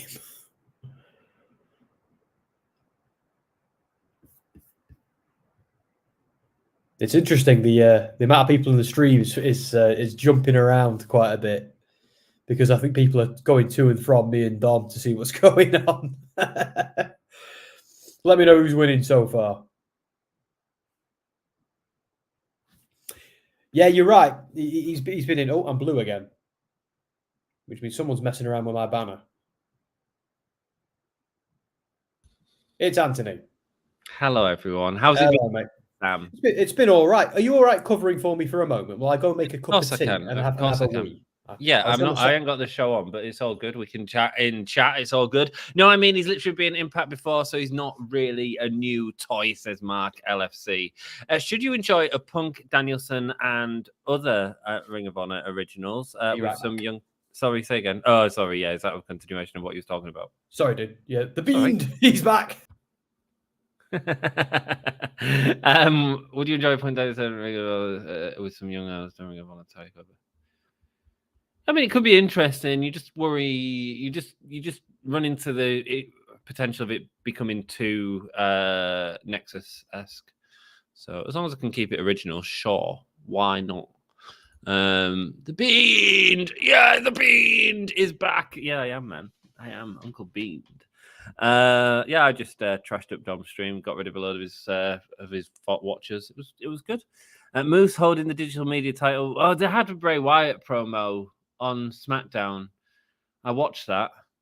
He did the same that he always does in the promos. It was just a rambling load of rubbish, and Dom was freaking out over it.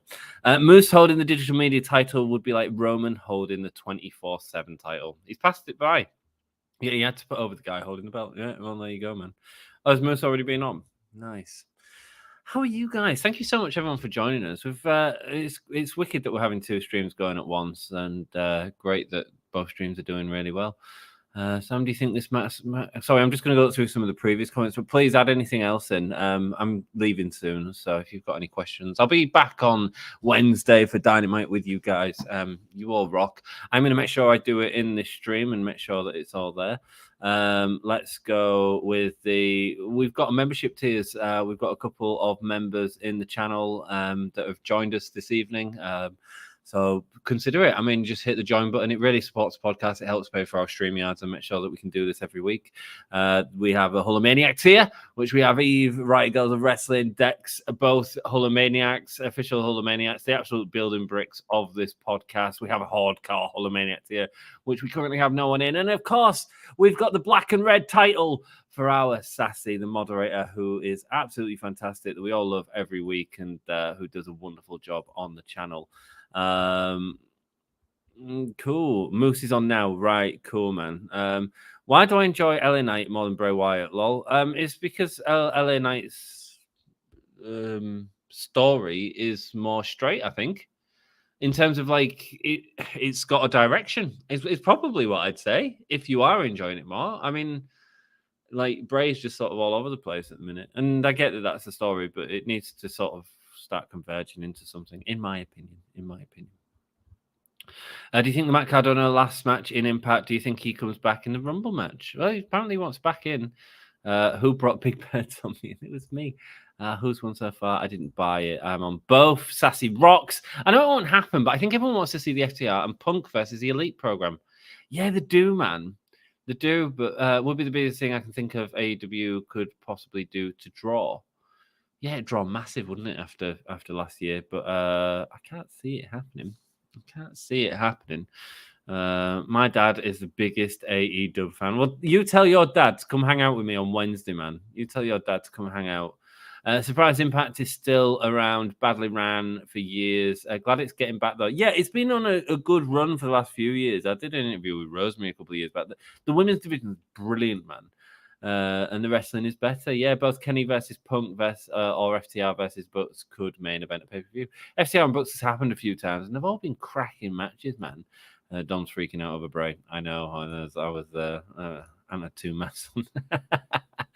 What did I miss? Tag match and Kaz. For me, Moose needs a belt title. Joe Hendry don't. Interesting. I don't watch enough of it. I'm considering joining the memberships on YouTube to be able to watch the weekly programming. I think that's a good start for me. LA Knight is more funny. Yeah, he will show up at the Rumble with wife Chelsea Green as well. Is she not wrestling in Impact at the moment? Yes, LA Knight is. It is so natural, even on Impact. There we go. Yeah, still on Bray. Promo wise, I want to see Rock versus Knight. Wow, cool. Thanks, Sam. Hello, I made a pot of tea. Oh, you got some beer Nice. Moretti. You got beer Moretti. Oh, mate. Yeah, it's only tea in this. Absolutely would not drink alcohol on stream. I'm off. Good luck for the rest of the night, and stay positive. Dom's doing rubbish, man. His numbers are rubbish. His personality is dire. This is where stuff's happening, man. This is the place to be, guys. This is the place to be. All right, then, mate. Well, thank you for joining me for the first, over an hour. It's been, I believe. It has. Apart from you going in there to go and antagonize Dom, but that counts. That's what we do. That's what the channel was built on, man. Yeah. Green is signed to WWE. Yeah, there we go, man. Yeah, exactly. Right. Love you, man. Take care and have a good night. See you all later. See you all on Wednesday. Take it easy. Bye. And in case you don't know, you can join Ant on Wednesday night where he covers AW Dynamite. And last week, he started covering, well, this week, he started covering AW Elevation. I don't know. Oh, here he is. Yeah, so we are doing Elevation. You're going to keep doing Elevation. Sassy wanted Elevation. So I said, yeah, hell yeah, we're going to do it. So there you go. And I'm just going to pour my tea like a English gentleman. I hope you got a little finger out. I can't, man. I'm scared I'm going to drop it all over. But look at the thought process it went to his head. Should I try it? No. Do you know how much equipment is here? Flipping heck. I can imagine. Right. Love you, man. Take care. And everyone. He cut off the end of that, but I think he said everyone take care. There we go. So Daniel is asking us, are you using Streamlabs? I think we use StreamYard is what we use.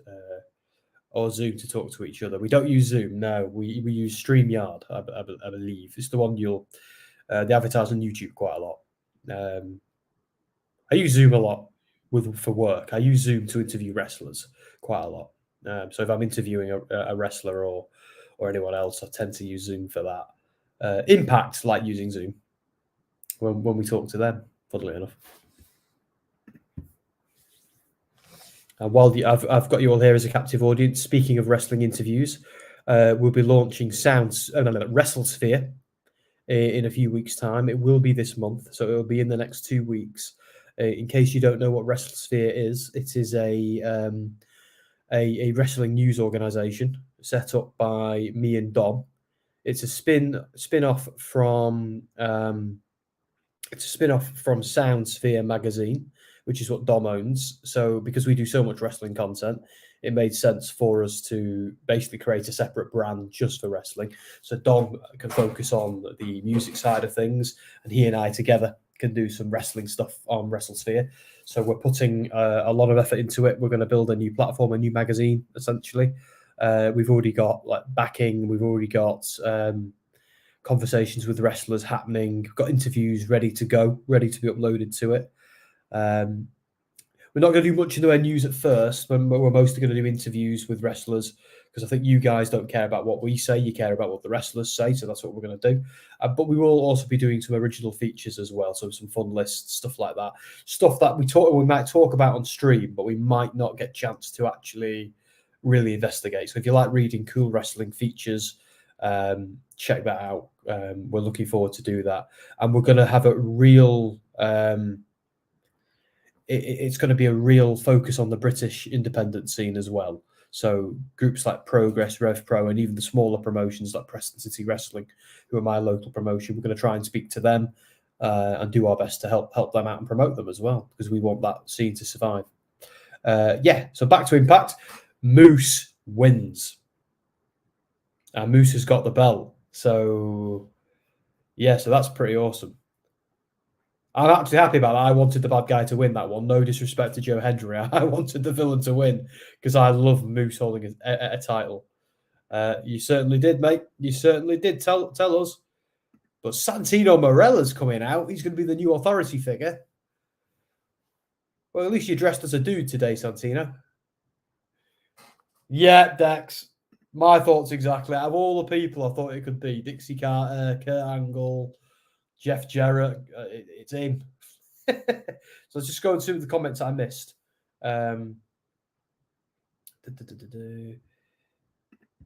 Any guys in Rev Pro that you'd like to see pop up in American promotion, if it's just for a match or two?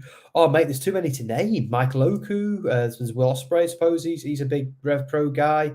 I think, wow, who else? A lot of them are already on New Japan, aren't they? Because of the working relationship between New Japan and Rev Pro, which means they can also cross into AEW easy enough.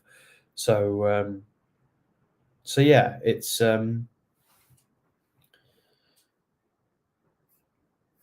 So Daniel's saying, is there a way that we can join you on the StreamYards? It's not up to me, mate. It's up to Dom, mostly. Probably Ant as well, to some extent.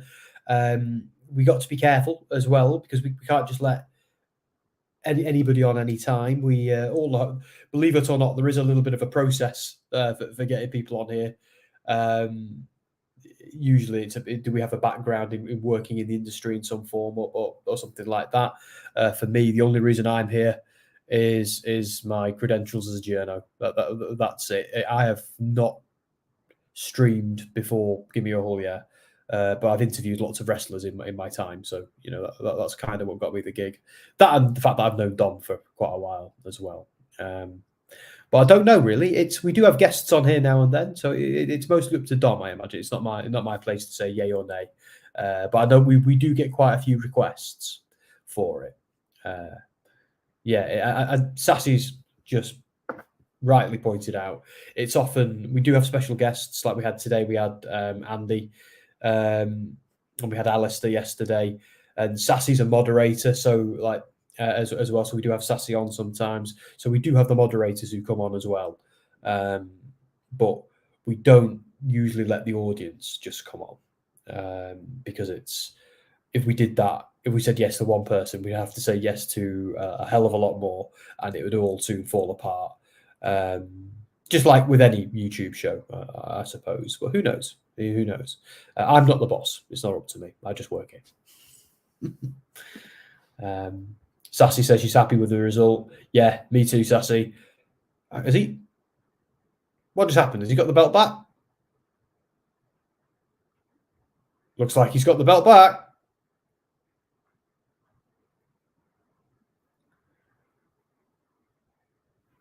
Did Moose just get screwed? Or did he get unscrewed? I was too busy talking to you guys and not watching. So, look, yeah. So, Dex and Sassy and Mark, we didn't get what we wanted, did we? Oh, fair enough.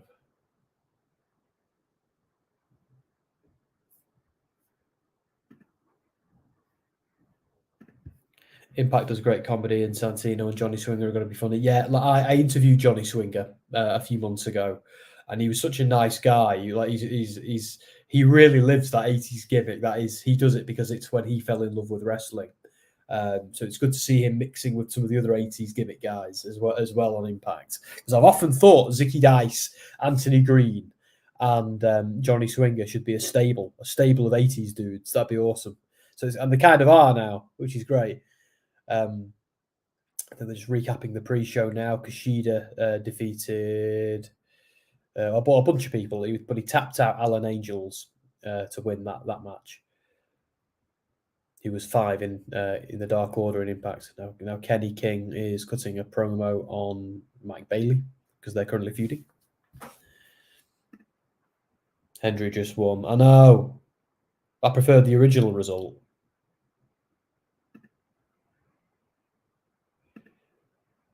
Storm the Desert. Any clue what Edwards and Davey Richards are up to? Guys used to be, bar burner matches. Don't remember seeing them in some time. I'm not sure because they've gone on very different paths, haven't they, in recent times?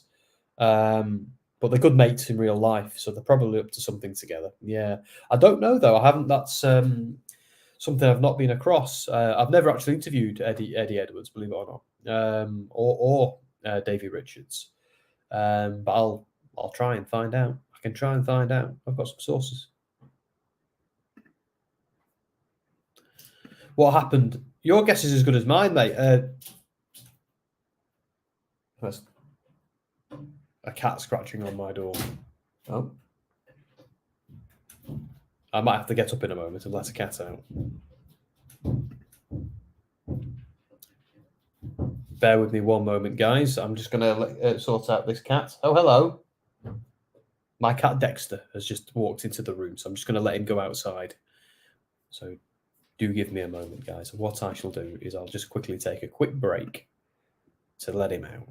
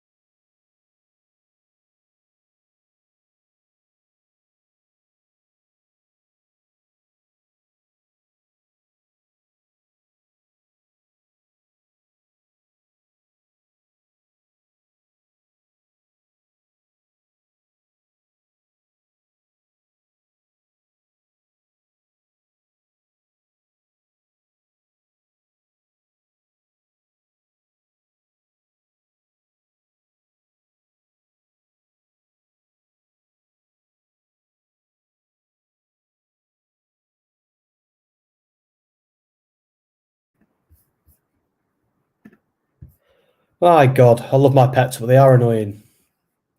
Sorry about that, guys. I'm back.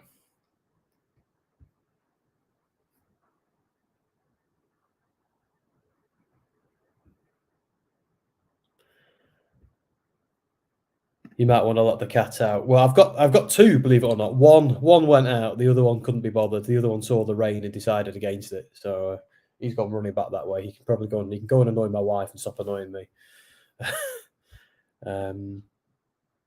So Eddie and Davey reunited for Ric Flair's show. Yeah, I didn't watch that match. I didn't watch that whole card because it's as much as I like Ric Flair over the years. I had no interest in watching Ric Flair wrestle today or any time now, so I didn't bother.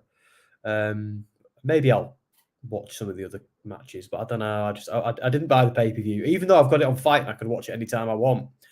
On our Hullier account, but I don't know. I didn't have the interest.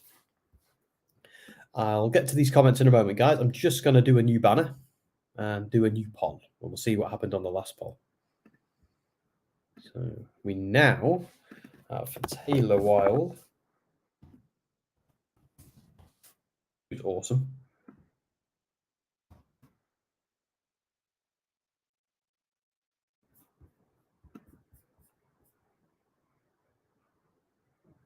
Taylor Wilde.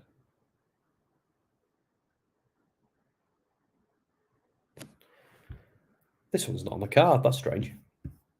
Oh, yeah, there it is. Versus Killer Kelly versus Diana and Masha Slamovich. Okay, cool.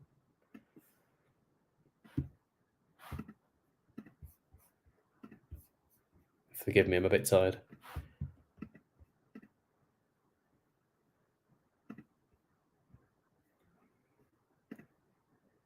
So there we are. That's who we have currently. And let's just go and do a poll, just in case the Saturn comes in and tells me off. So who won the last poll? Moose won by 67%. Wow. Shame about what happened after that, isn't it? Someone went for Joe Hendry, though. Somebody did. So let's have a nice new poll. So who wins?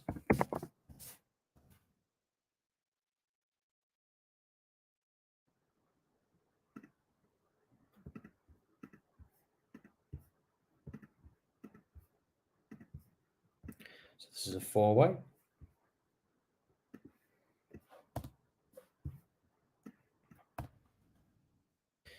Sorry, guys, it takes me time to do these. I'm going to type all of them out every time. Sure. Taylor.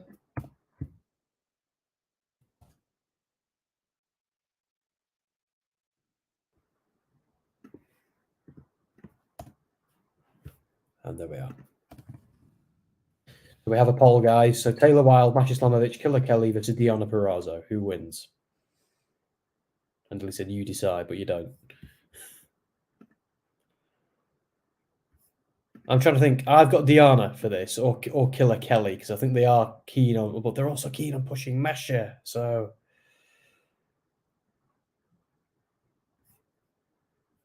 it's a tough one.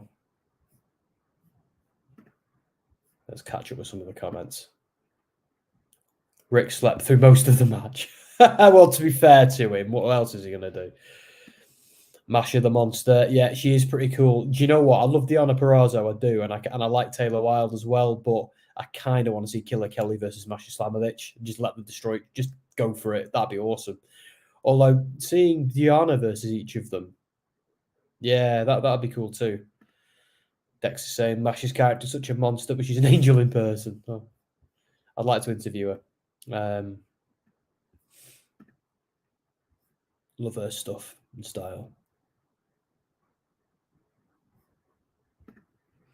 Yeah, Killer Kelly and Masha need to cancel each other out in this match, but I want to see who the better woman is. I want to see them. I want to see a singles match between them, just to see what happens when an unmovable force meets an immovable object. An unstoppable force, sorry, meets an immovable object. Oh, yeah, and here we go. We might be seeing it. Oh, they both got taken out by Diana.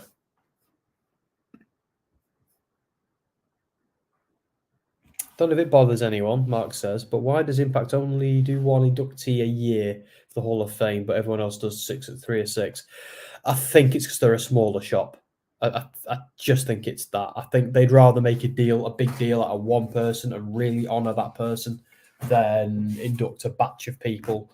I think it's just that, really. Money, time, the usual. So Chelsea's already gone, is she? Right. Don't be surprised if Diana leaves too. The thing is with Diana, because she's been to NXT and got released, which was a massive shame. She's, I think, done everything there is to do in Ring of Honor, although it's under new management, so there's probably a lot more for her to do. AEW could work well because she's already been involved with AEW tangentially, but then there's, yeah, she could go back after the Ring of Honor title, which she held for a little while. Maybe back to WWE. Who knows?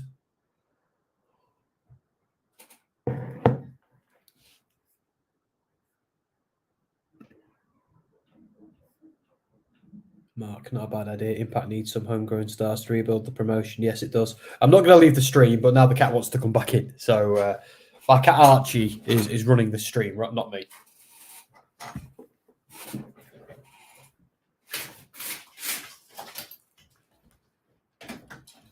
Come on, then.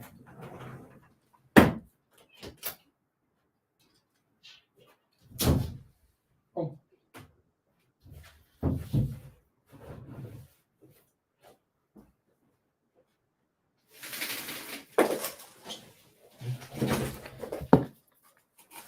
It's like having kids.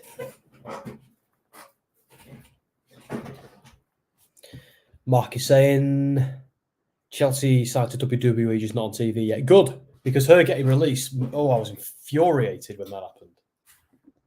Oh, she was hanging out with Robert Stone, wasn't she? He was her manager for a while. So what an absolute... Well, that was a weird time for WWE, and nobody wants that time back again, do we? Yeah, that's a good one though, Sassy. But who's the babyface in that role? I know you don't always need that dynamic, but I think you do need somebody to be the goodie and someone to be the baddie. Somewhat in that feud, I think you'd need one of them to be the crowd favorite, at least in that way. You know, it's the heel and face dynamic. It doesn't need to happen to every single thing that happens in wrestling, but I think for the title picture like that, it does. Well, I don't mind multiple feuds and multiple faces being involved in feuds, but if you put in Jade Cargill needs to be taken down by a plucky babyface, someone like Sky Blue, someone like that sort of a figure. I think, anyway, that's just my opinion.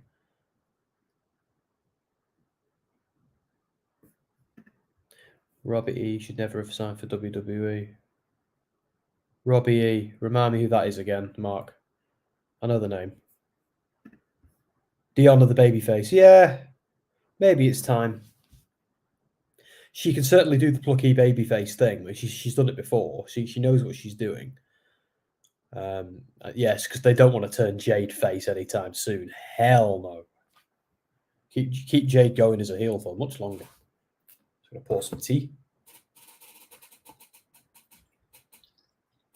The only thing that keeping me going. Yeah, Robert Stone was her manager, because I thought Robert Stone was a cool character when he was doing that, but then they made him start dancing around and singing at people. I was like, what is this?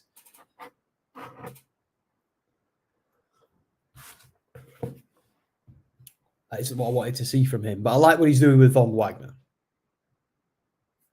Oh, he's Robert Stone. Oh, I see. Right, okay. I think I was confusing him with Robbie Eagles and somebody else and another Robbie on the British scene.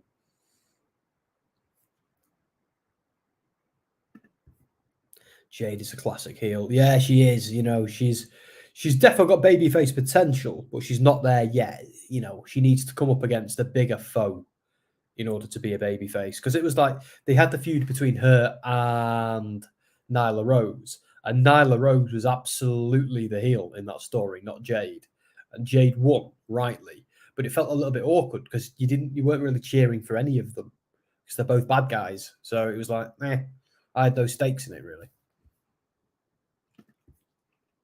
Jade essentially already a babyface with me. Fair enough, mate.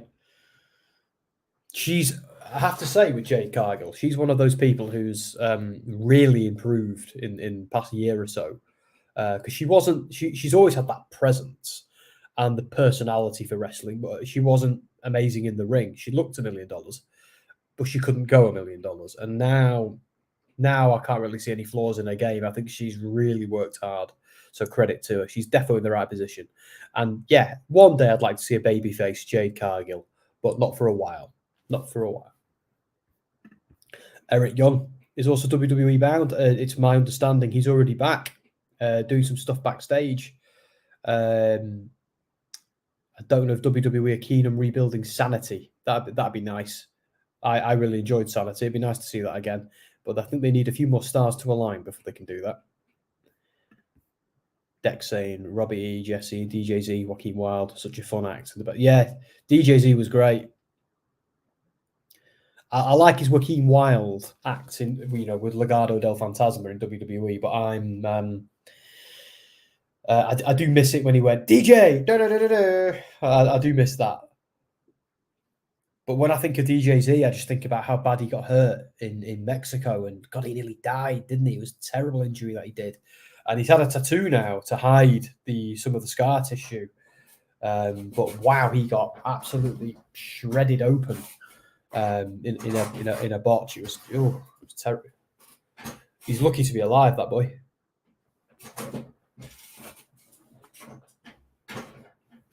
I'm fiddling with my chair, don't mind me. What is it you're rewatching, Sassy?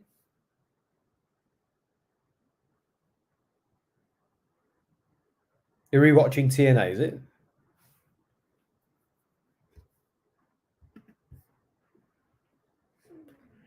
And I think we have a winner. I think Masha Slamovich. Watching the replay now.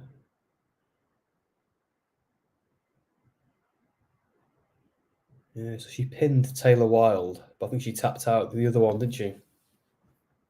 Oh, Impact 2017. Yeah, I think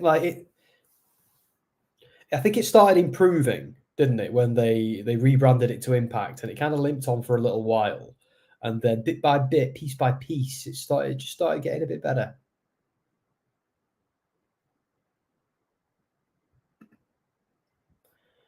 Can't wait to see a Royal Rumble match run by Hunter and not by McMahon. Yeah, me too. But my only fear is he's back there, and I don't want him to throw his weight around and get involved in creative, because there's a lot can happen in 2 weeks. A lot can happen. We might have a sale by then. Well, at least we'll have a sale in principle. But Again, guys, if you didn't watch our stream that we did before me, I did this one on Dom's doing SmackDown, but we did a stream together, me, Dom, Ant, and a special guest, Andy, where we discussed who WWE might sell to, and we examined all the current evidence, who said what to whom. Ant thinks it's going to the Saudis. Me and Dom and Andy were more thinking Disney or NBC. But we'll see where we go. Mash is a future champ. Yeah, damn straight she is. And what's great about her gimmick is it works as a face or a heel as well. She can just do that anywhere. Who won, Alexander or Ray? Alexander won. Josh Bomb, welcome. It was Alexander who put away Bully Ray, tapped him out after a very hard fought street fight or Metal Mayhem match. There's a dig at Shane. Josh. It's all right, mate. Stick around. Like and subscribe if you want. Helps us out. I'm like everyone. I'm like every other YouTuber in the world, you know, who begs for likes and subscribes. I'm sick of hearing it too. Don't get me wrong, but it's only when you're doing this do you realise how helpful it is. So if you obviously want to come back and watch us do what we do, every time you do that, helps us do it. And we have Raven coming out to do some commentary. Nice. TNA around 2014 with MVP and Lashley was wild. Yeah, that was a good time. No watch, but you got the original Hurt Business. Cut leader James Storm and Hardy. Yeah. See, that was like the original incarnate. I forgot what they were called, Dex. You might know. But yeah, that was the precursor, wasn't it, to the Hurt Business? Who else did it involve? Did it also involve Shelton? But it was money, wasn't it? So it was great when they brought that back. And yeah, the Hardys. That's my favourite run of the Hardys. I even prefer it to their Team Extreme WWF stuff. Worst gimmick ever, aces and eights. Oh, see, I don't know. I don't know if I was into it at the time. It was like Sons of Anarchy Light, where I think back to it now, and I don't know if it was so bad. They keep teasing to bring it back, don't they? And then, you know,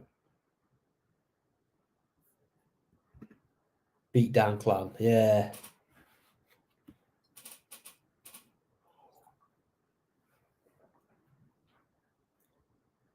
So we have Macklin beating up Rich Swann. I don't know if the match has started yet, but I'm going to do a poll anyway.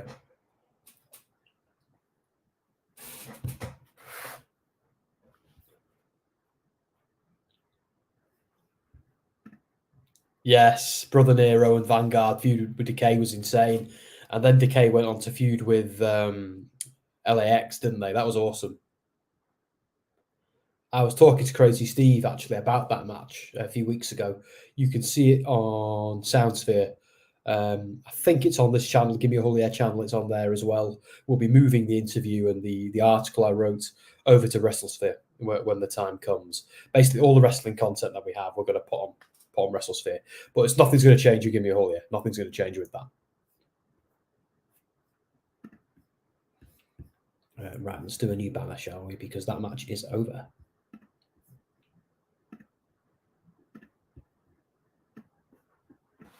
And we now have Macklin.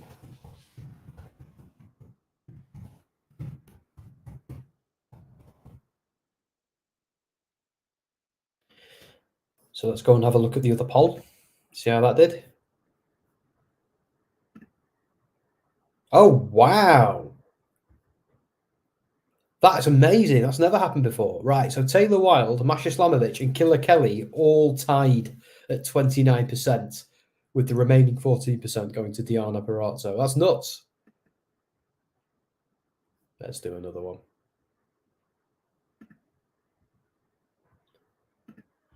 So who wins?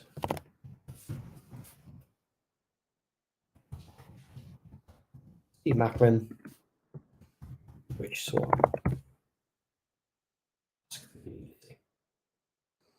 Go for it. Okay, guys, we've got a new poll. Macklin or Swan? You tell me.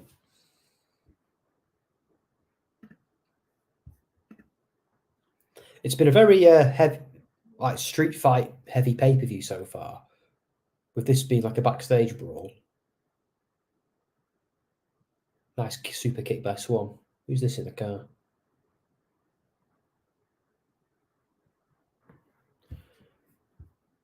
Yeah, thanks for that, Dom. If that were you. Rush on Rock. So that was Andy, who was with us earlier in the other stream. That's his website. Bit like Soundsphere, lots of wrestling, lots of rock and roll, lots of music. Go check it out. Andy's a top guy. It was awesome having him join us. We'll probably see him again on the streams as well. I sincerely hope so. So we've got Dex has given us a reminder. So it was Beatdown Clown was MVP, Lashley, Samoa Joe, Loki, and Kenny King and Eric Young. Right, there you go. So it was a precursor to the Hurt Business in some ways.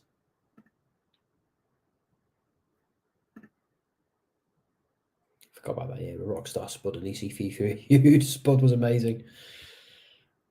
What's he doing with himself now? Wouldn't be surprised if we saw him back, you know. Jeff should never wrestle again. Sorry, but it's true. Well, never say never. Like, I think if he can get certain things, you know, because it's what he's struggling with isn't necessarily his fault, is it? It's these struggles are these struggles. You know, as I know people who've had abuse, substance abuse, and alcohol abuse issues, and it's sometimes it's just the way we're wired. You know, it's when Jeff is good, he's very good. All I want for Jeff Hardy is for him to be well, get better, get healthy. That's all I want. And if he never wrestles again, as long as he's healthy, so be it. If he can wrestle again and get healthy, awesome. So I'm not like a massive mark for Jeff Hardy in any way, shape, or form. You know, I think he's put on some great matches in his time, but yeah, I think my priority with Jeff Hardy is I want him to be healthy and happy. I think that's what matters most to me. Yeah, so fix himself mentally and physically. I think, yeah, exactly. That's the priority. He definitely needs time away to sort things out. And I'm confident he can. I feel like I'm watching GCW. Exactly. Yeah, that's what I was saying a minute ago. It is. It's a very the cat's trying to get in again.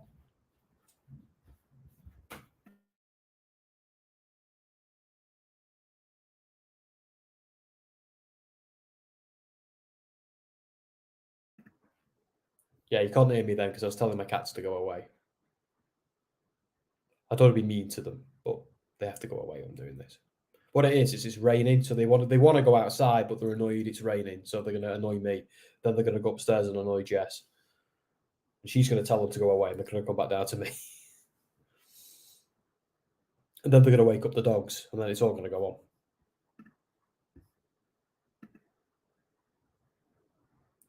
So we've got Rich Swann,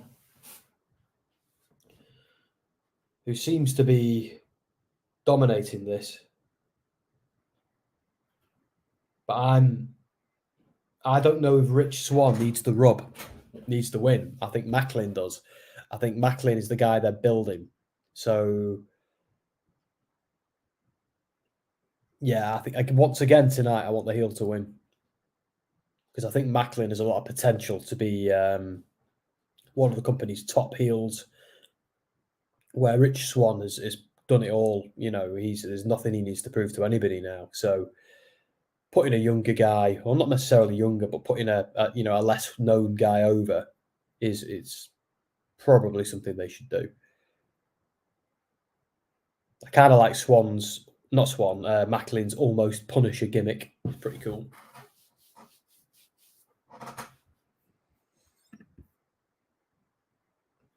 If Mickie gets a special entrance, she's 100% done. We're going to wait and see, mate. They might just want us to think that, but we'll see.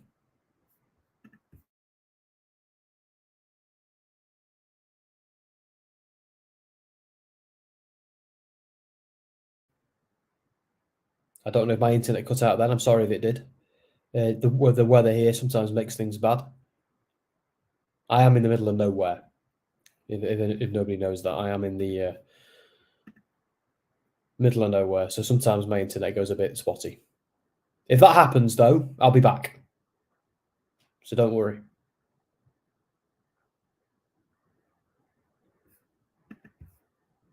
It's so strange that Macklin had all this talent, but nothing in NXT. Was called up to be a shaved-headed henchman for Corbin for one night. Yeah, like, do you know what?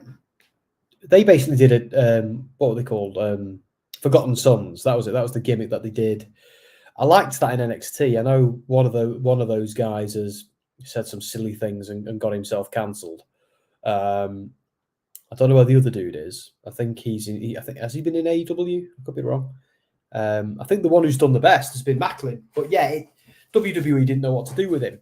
I think he just kind of blended into the background there. But I think Impact, I've seen the potential. I think they've made him a star, or at least they're making him a star. But it's a process. It doesn't happen overnight. And a win over Rich Swann, decisive win over Rich Swann, could help him on his way to that. Yeah, especially Sassy when McIntyre's a heel. Oh, he fell off the stage. Ouch. Yeah, and even that's what that name just felt so cliched, considering their gimmick. No offense to anybody who has that name, it felt like they were trying too hard with it.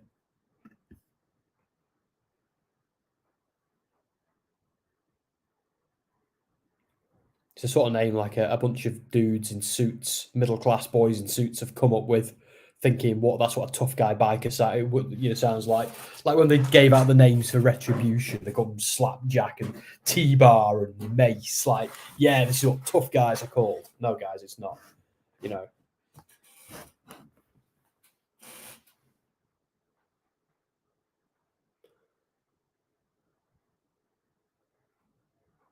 Ooh, nice kick from Swann right to Macklin's face.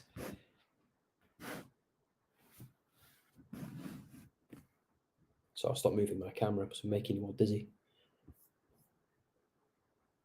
So we've apparently got one person watching on Twitch. Feel free to let us know who you are. That'd be cool. I think we've always got like one person lurking on Twitch. We have most people here on YouTube, the rest on Twitch. Now, what's interesting is SmackDown will be finished in about 10 minutes and Dom will be coming over here. So that'll be funny. We'll call him out for his antics.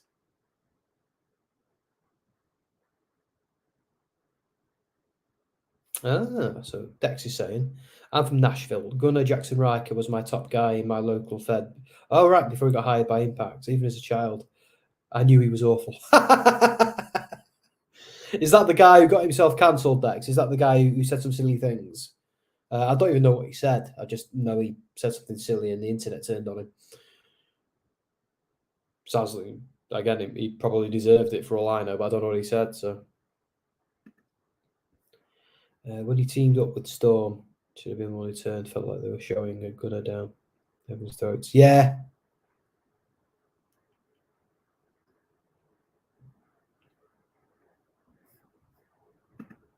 Cool. Swann firing up. He's not done.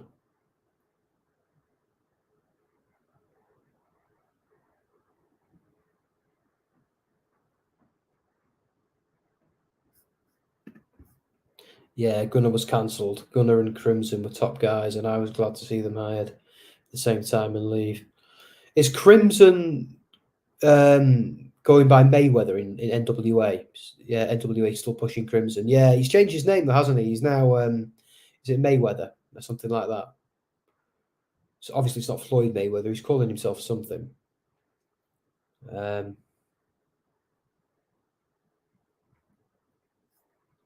So did Crimson do something silly as well, or was he just not very good, in your opinion, Dex?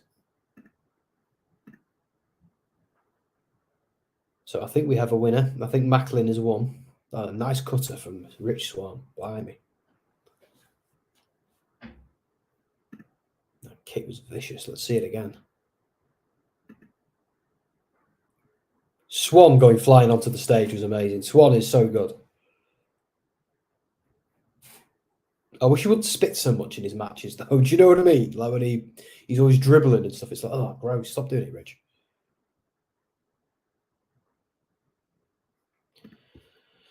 Since I'm not getting any Hall of Fame notifications, they must be doing it next week. Don't they do Hall of Fame when they do Bound for Glory, Mark? Because we're watching Hard to Kill. I think they usually do the Hall of Fame around Bound for Glory. I think. As far as I'm aware. So they've already done it last year anyway, which means we have to wait till summer.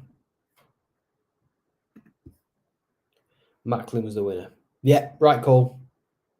He's the one who needs the rub. We need Macklin to be a dangerous B word. Which they're doing a good job of doing. GCW match for sure. See, I'm still not... I think this year, Sassy, they always do... always do tons and tons and tons of hardcore matches, and I know you've heard me say this before, Sassy, but I'm way more into hardcore matches when there's a reason behind them rather than just randomly being done. So I'm, that's why I'm not fully on board with GCW yet. But they always do a lot of shows at WrestleMania weekend, so I think I'm gonna watch a few of their shows over WrestleMania, maybe in the run up to Mania, and see what I think. Because I love that. From like Thursday to Monday, I just watch wall-to-wall wrestling at WrestleMania weekend. And I take the weekend off and do no work. Because normally if I'm watching wrestling, I've got to write about it or something like that. So Dex is telling me about Crimson. I think Crimson's just seen as not very good in TNA, even during the Hogan years. Then he had legal issues, domestic issues. Oh dear. Okay.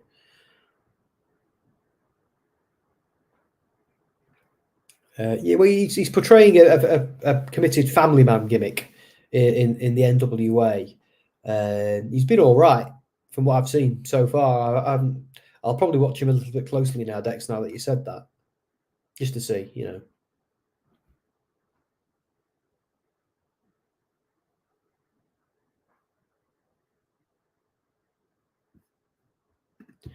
WWE, because you mentioned SmackDown. If we're talking about the Hall of Fame, well, obviously they do that over Mania, don't they? So I don't know if they start announcing them so far.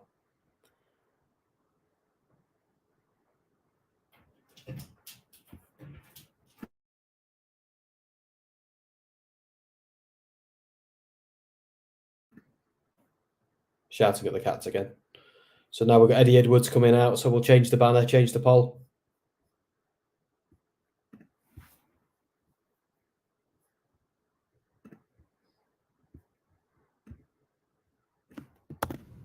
Eddie Edwards.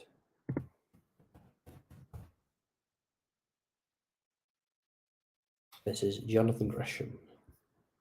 It's good to see Jonathan Gresham's landed.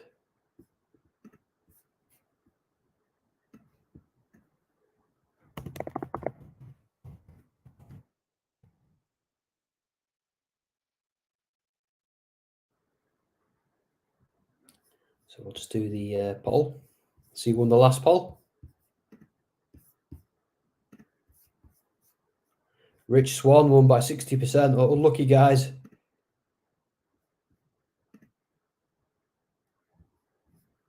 My money was on Macklin for that one. So we've got who wins. Eddie Edwards. Or the Octopus, Jonathan Gresham.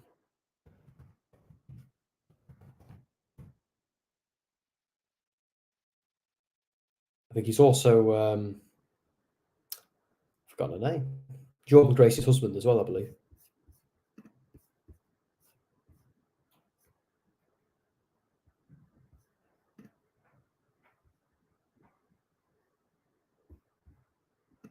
Ooh. Let's just say that. Eddie Edwards, Jonathan Gresham.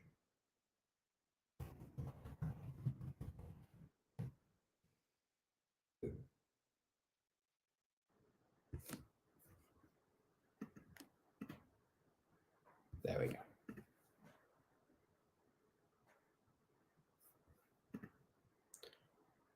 Gresham looks like he's game. He's ready for this.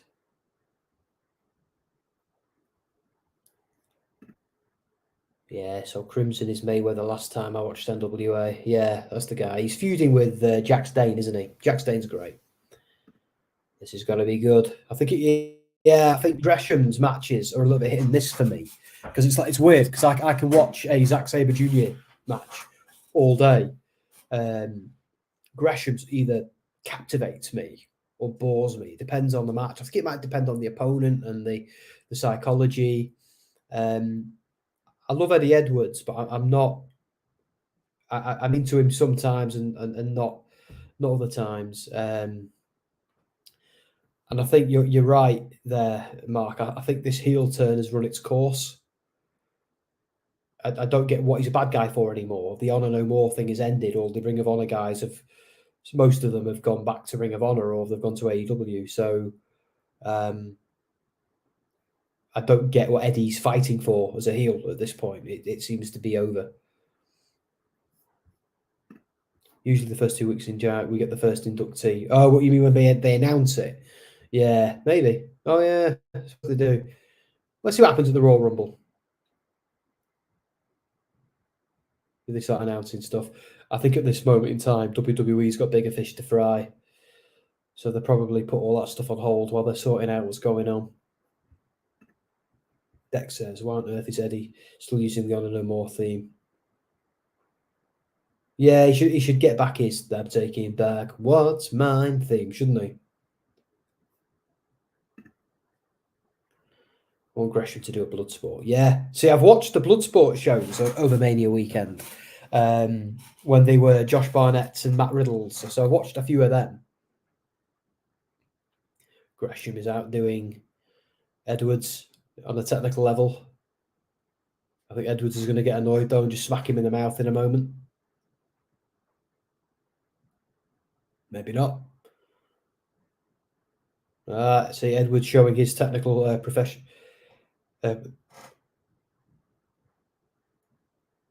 Although Gresham has the advantage in that arena. If Edwards wants to win, he needs to do some ground and pound. Dex saying, I bumped into Gresham and Grace at StarCast. I'm taller than both, but they could break me in half. I was stunned how gorgeous Grace is. Yeah, well, yeah, they're both quite short, aren't they, in real life? But yeah, they could tie you in knots, I imagine.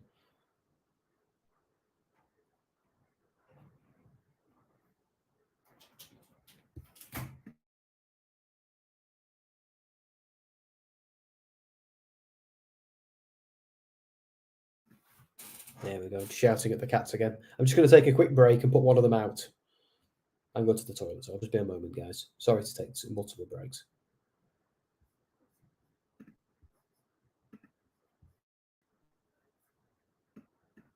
There we go.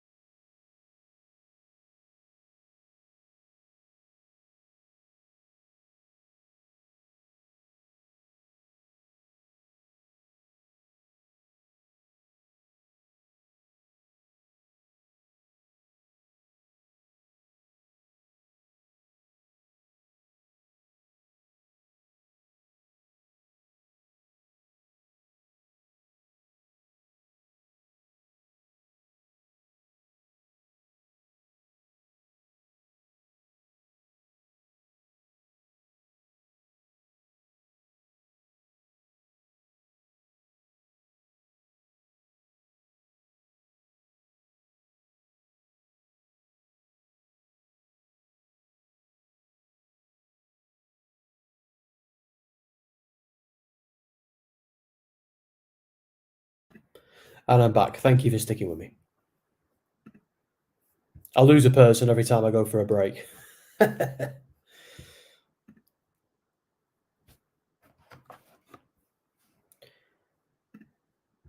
Having Gresham on the roster is such a good thing. He can coach and scout for Impact. Yeah, I never thought of that. He can lend some of his technical expertise to some of the more sports entertainery guys and help them learn some basic skills. See, I like it when wrestlers know the basics and not just jump about. I like it when they can actually wrestle. I think that's something everybody should know. And the psychology of things as well. And I think learning the technical side of things teaches you the psychology as well. I'm a big believer in that. For me, Grace has been an Impact too long. Same for Eddie. If they left for WWE, it would be weird. Yeah, maybe. I think every wrestler owes it to themselves to see if the grass is is greener, to see, because some wrestlers are made for Impact and belong there. Others belong in WWE and others belong in AEW. I think every wrestler should try each of the companies and see where they fit. I think.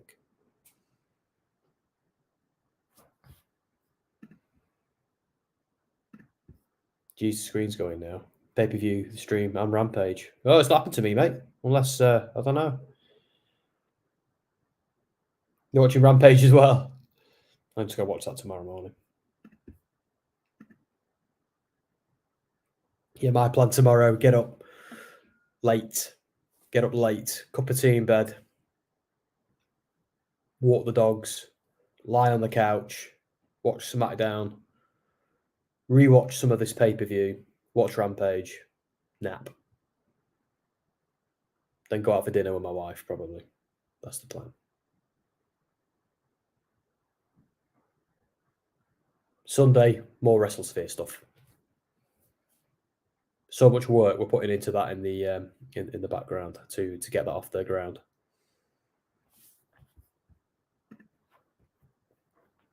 Grace should win the world title, or at least the X Division title, before going anywhere. She deserves the accolade. Has she not already held each of these titles? I could be wrong, Dex. I think she's certainly won the world title before, hasn't she? Do you mean the standard world title or the men's one? I say men's, but it can be held by anybody, can't it? That one.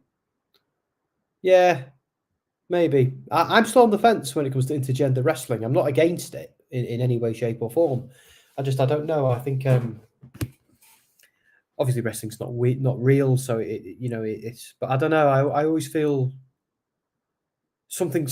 I don't feel uncomfortable with it. I just don't know. I think I'm not used to it, I suppose. But I think there's every single female wrestler on the roster could kick my ass. So there you go. I think where they have Rampage, Ring of Honor could have that slot. Well, we've discussed this before on the stream. Like that's not what's happening, because Rampage is staying. And they've even been talking about getting a second hour for Rampage to bring it more in line with Dynamite. Ring of Honor is going to go on Honor Club. They're not giving up any primetime TV time of AEW for Ring of Honor.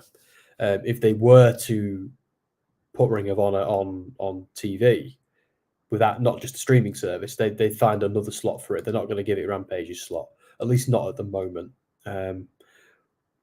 This is what I've heard straight from Tony Khan's mouth when I've been in like press meetings and Zoom meetings and with those guys, where we get to ask a couple of questions. But yeah, from what I hear, he's full on with Honor Club going on Ring of Honor TV going on Honor Club, and they'll explore what else to do from there. I think he also doesn't want Ring of Honor to be on the same level as AEW, being on like TV in a slot like that. I think he wants that to be AEW. There's a few other things going on as well behind the scenes there, but the rumor about Rampage being replaced by Ring of Honor is not happening, at least not at the moment. I think Rampage is here to stay. It's kind of essential for growing AEW, and they'll really want to get that second hour, so then they can make it a proper show, not just like an hour. Because right at the moment, it sometimes feels like Elevation or Dark, but no, they've got big plans for Rampage.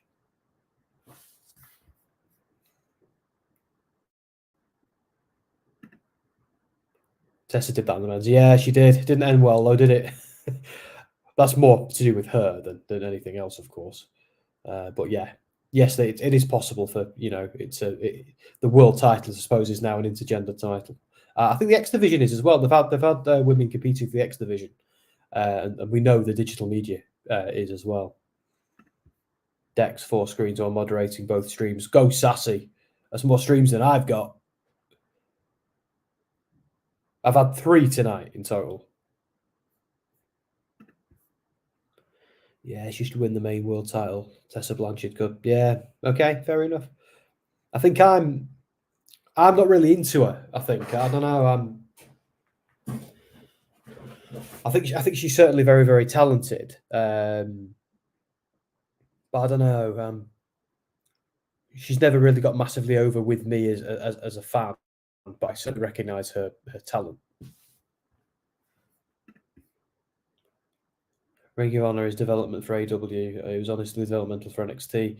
Yeah, I think that was the original plan for Ring of Honor. I think rather than it being developmental, I think the idea, what they want to do with Ring of Honor is just have it as another option where they can send not necessarily people they're working on to train, but somewhere where they can kind of send their mid or upper mid card so they can go and have a run there and then cycle back to AEW. I think it's more of a shelf, but I think they want it to have a bit more prestige. Because Ring of Honor was used as developmental, unofficial developmental for New Japan and NXT. I still, for me, as a Ring of Honor fan, felt like there was a lot more prestige being in Ring of Honor and holding one of the titles there than being a jobber on NXT. Like, certainly being on NXT was exciting when a star went there from Evolve or from Ring of Honor. But there were some people who were stars in Ring of Honor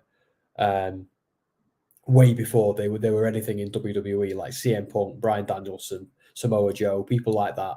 So I think there's a lot of prestige involved with Ring of Honor. So I think having it being just a developmental system is almost disrespectful to that prestige. So I sort of like what Tony Khan's doing with it so far. I kind of like the idea that people are going, like people like Chris Jericho have held the title. I know that's been controversial, but that's a testament to his plans for it. He's got big plans for it. But at the same time, it always needs to be under AEW in terms of prestige. Not under their boot, but under them. It needs to be, if AEW is number 2, Ring of Honor always needs to be number 3. Because they'll want Impact to be number 4. From what I know, from what I've read, etc.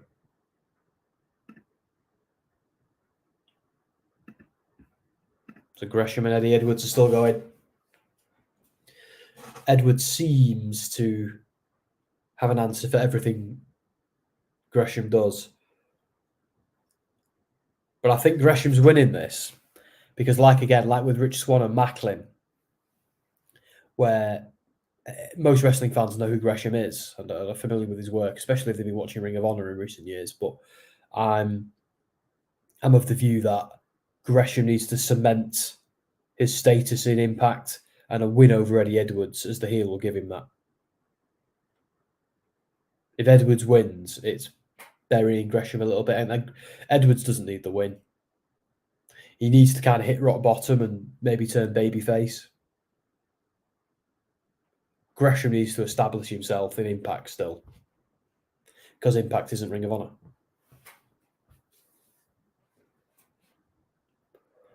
Although he was here, wasn't he? When the Honor No More guys were here, he was there for that, but he refused to ally with them. And then he went back to Ring of Honor, briefly joined AEW. That didn't work out, and now he's back here. So.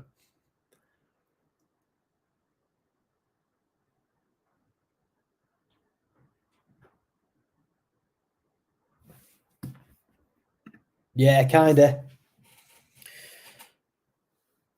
He's kind of like their gatekeeper in a way, and he's one of their franchise players. He's a star who makes stars.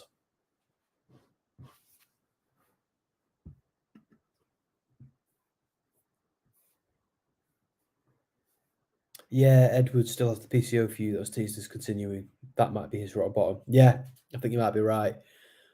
Because PCO has to win that, doesn't he? If PCO is still with Impact, then PCO has to win that feud, presumably. Because Edwards was bullying PCO, wasn't he? And pushing him, and PCO eventually snapped.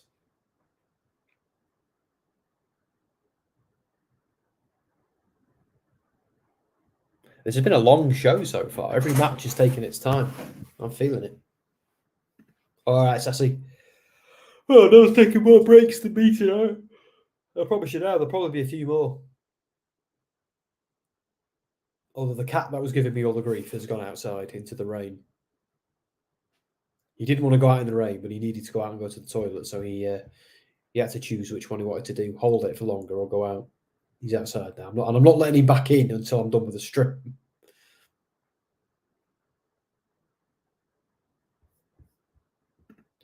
So who else have we got coming up in the card? So we've got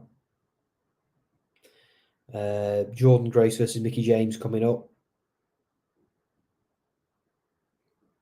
Oh, of course, we saw Trey Miguel versus Black Terry, so I forgot to include that one earlier. Wow, so we've just got the main event. We've just got that one after this. So we've seen the Death Dolls.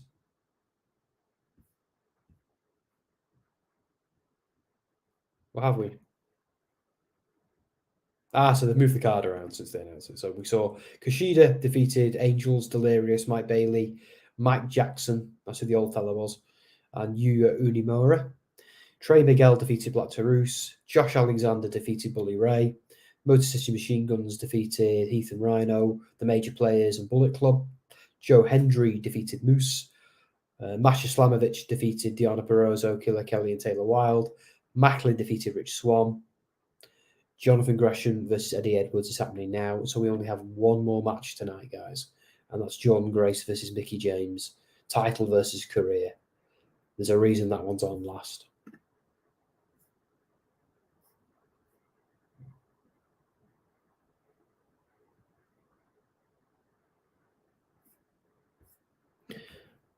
Hi, Christopher. Welcome to the stream. Wish I could tune in. My family's performing for... we might need a little bit more info there, mate. Tell us what you mean. Who's performing and who's your family? Love to know. Thanks for being with us. Mark says, for Mr. Eddie, needs a quick loss like Mania, Sheamus and Bryan hit rock bottom. Yeah, that's a cracking shout. Let's have PCO come out and flatten him in 20 seconds. Yeah, that'd be cool. I think he needs to kind of make up with Alicia, doesn't he? Just some kind of, maybe like Miss Elizabeth moment. She can come out and comfort him and say, like, I'm here for you, you know. Maybe the locker room is here for you. Mickie walkout. What do you mean? Is Mickie walked out of the building, or I don't know what you mean, Christopher. Do let us know. They teased electricity malfunctioning at the end of the Go Home show, Eddie's match. PCO is gaining power. Oh, right. Thank you, Dex. That's what that was. I wondered what the hell they were doing. I heard like the storm. I was like, is a storm coming? Is like James Storm coming? What's going on? I knew they were teasing something. I didn't know it was PCO. But yeah. Oh, that's cool. So it's PCO coming back to get Eddie. Nice. I like I sometimes think I roll my eyes because it's a bit hammy, some of the stuff they do with PCO, but I do like the idea of PCO being some kind of monster, like horror movie monster, but they should do it like that. Oh, lights have gone out. I think we're about to see PCO. Wait for it. Lights are out. You called it, Dex. It's lightning. It's PCO. PCO is coming back for Eddie Edwards. Because it's rather rude to leave someone in the desert buried. Did Gresham lose while I was going through the comments? Here he is. PCO's back, spitting out sand. Ridiculous. And he's got a shovel. Oh, Eddie. Don't leave a guy buried in the desert. He'll come back and do that.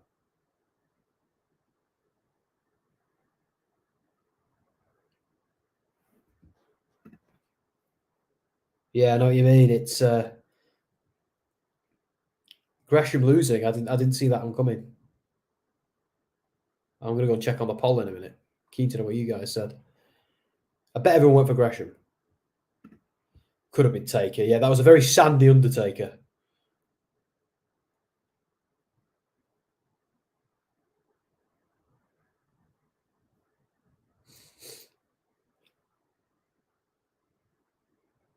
That's what you get, Eddie.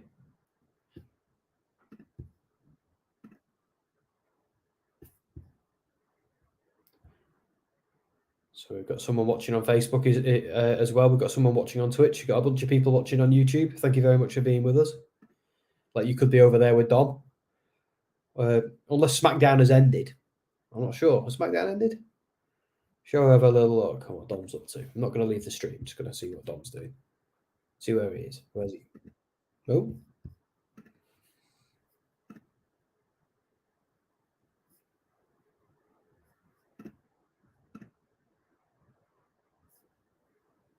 So, no, SmackDown's still live. Dom's still going. Can't be for much longer.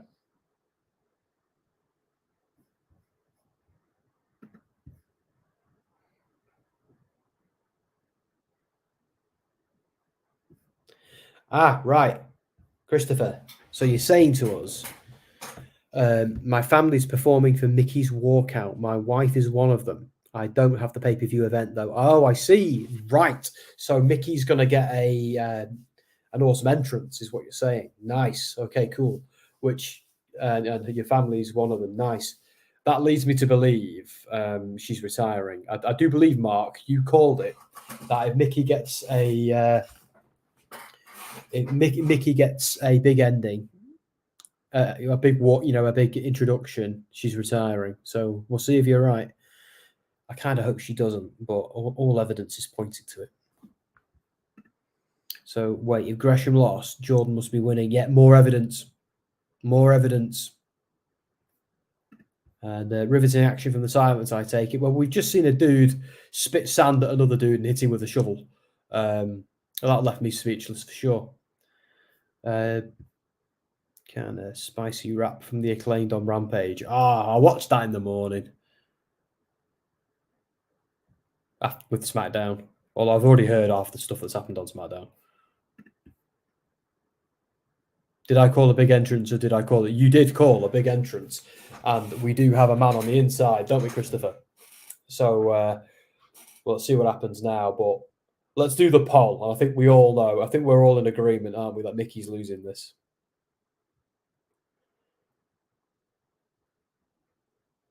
And even if she only retires temporarily. Because let's be honest, retirement means nothing in wrestling most of the time.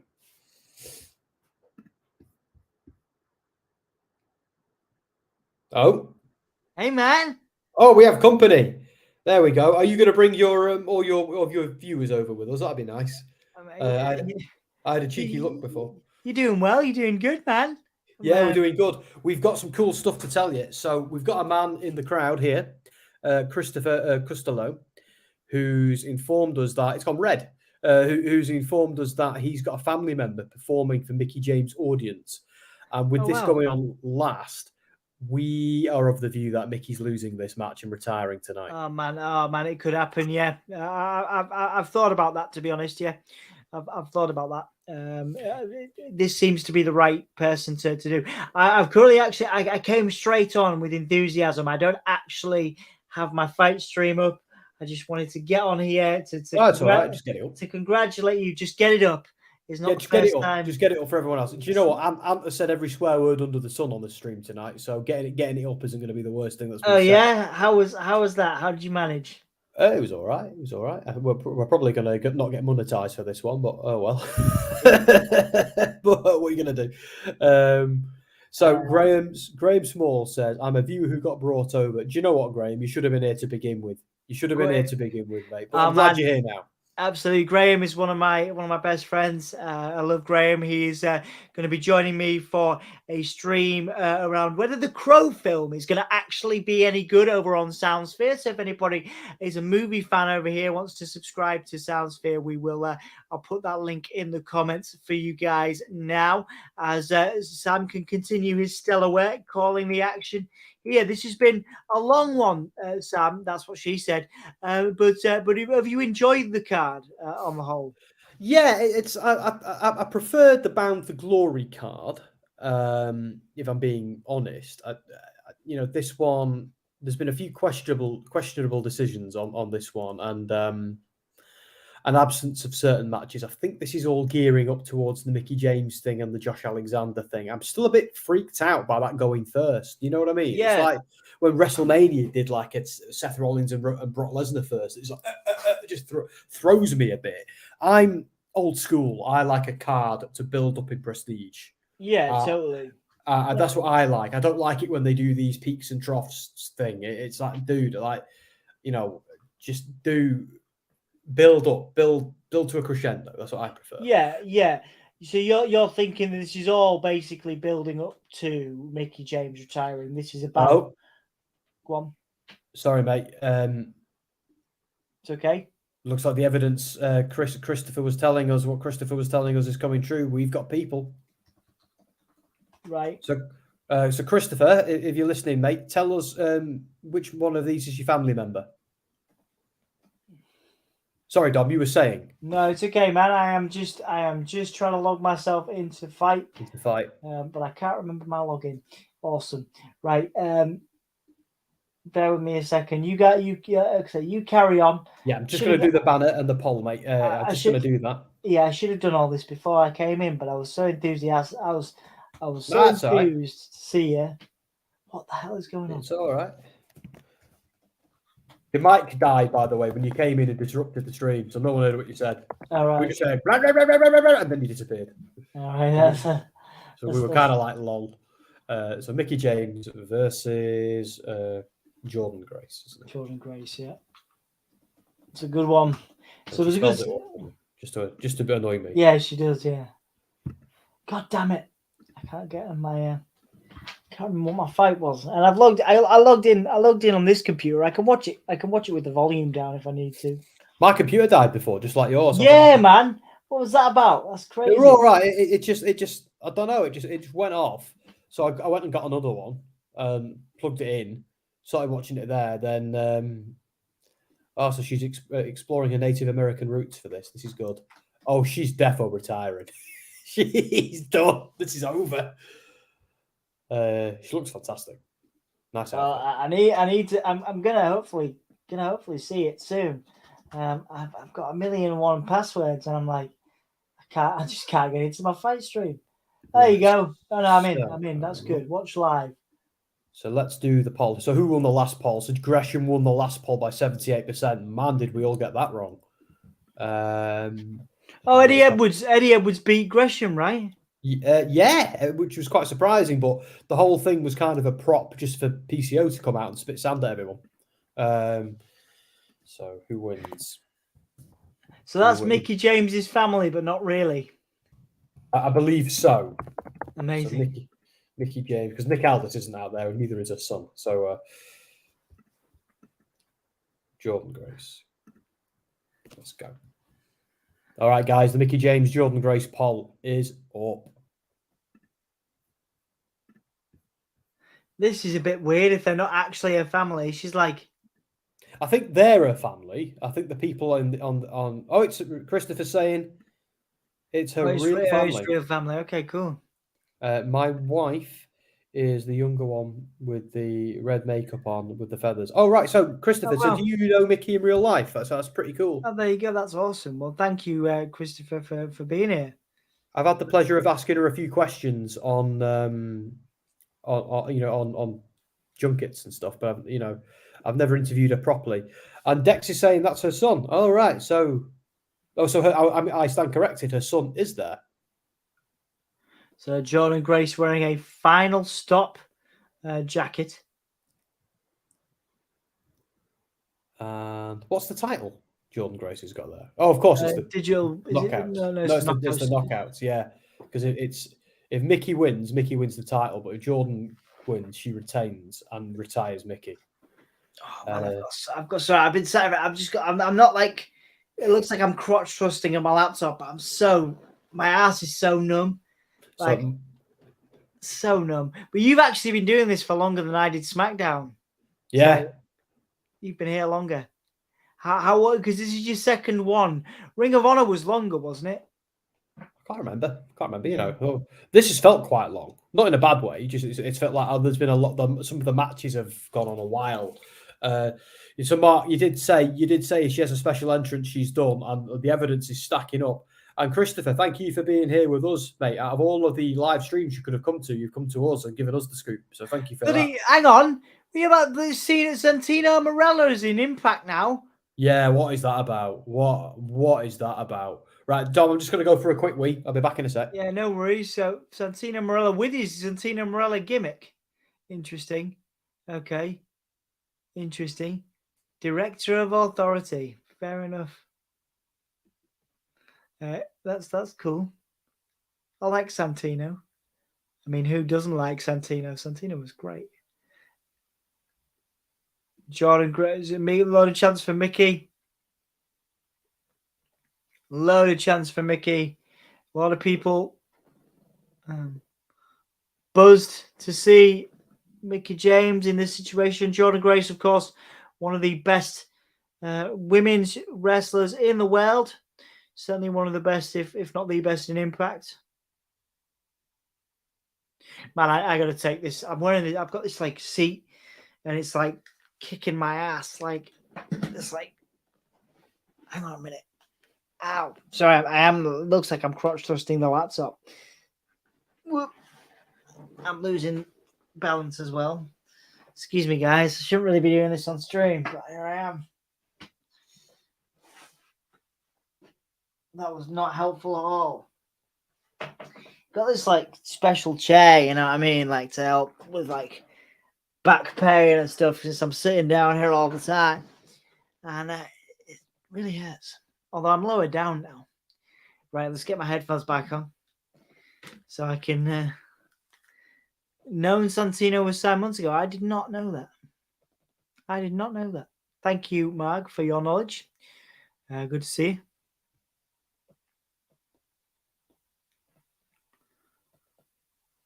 Tara, which is Tara? Is that Victoria? It's Victoria, isn't it? Impact Wrestling, yeah. Yeah, it was. Victoria in WB.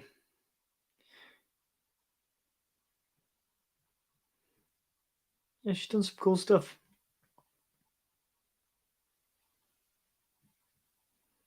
So Tara in the crowd there, Victoria in the crowd for Mickie James.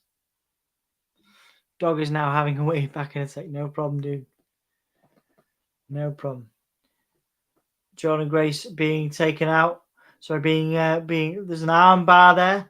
An armbar by Mickie James on to Jordynne Grace. Mickie James trying to roll Jordynne Grace up, but Jordynne Grace, look at the strength. The strength of Jordynne Grace. Mickie James pushing Jordynne Grace. Jordynne Grace now pushing Mickie James. Both of them getting in each other's faces. I'm back. Sorry about that. Nice one. Mickie going for the German there. Not quite getting it. Jordynne Grace again pushing Mickie back away. Ooh, slap from Mickie James.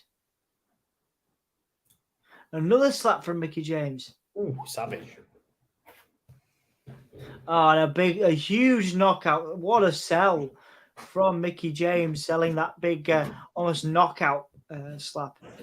Victoria might have been my first wrestling crush. Oh, Victoria was awesome. Yeah, Victoria's in the crowd, or Tara, as she was known in Impact.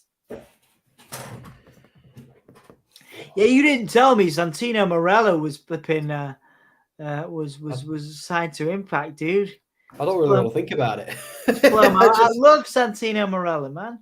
I haven't forgiven him for Santino Marella, but anyway. That was pretty bad. Mickie James getting a couple of kicks in on Jordynne Grace. Mickie James now taking down Jordynne Grace. Squeeze me. Jordynne Grace with it getting a big punch in. Yeah, this hard hitting stuff from both these guys. A step down by Jordynne Grace. Jordynne Grace stepping on Mickie James. Interesting. Savage. Absolutely. Absolutely savage. I think it's going to be a half an hour match, this. Guaranteed, yeah. I reckon. Jordynne Grace is very much in control at the moment. Jordynne Grace again with that, the shoulder blocks.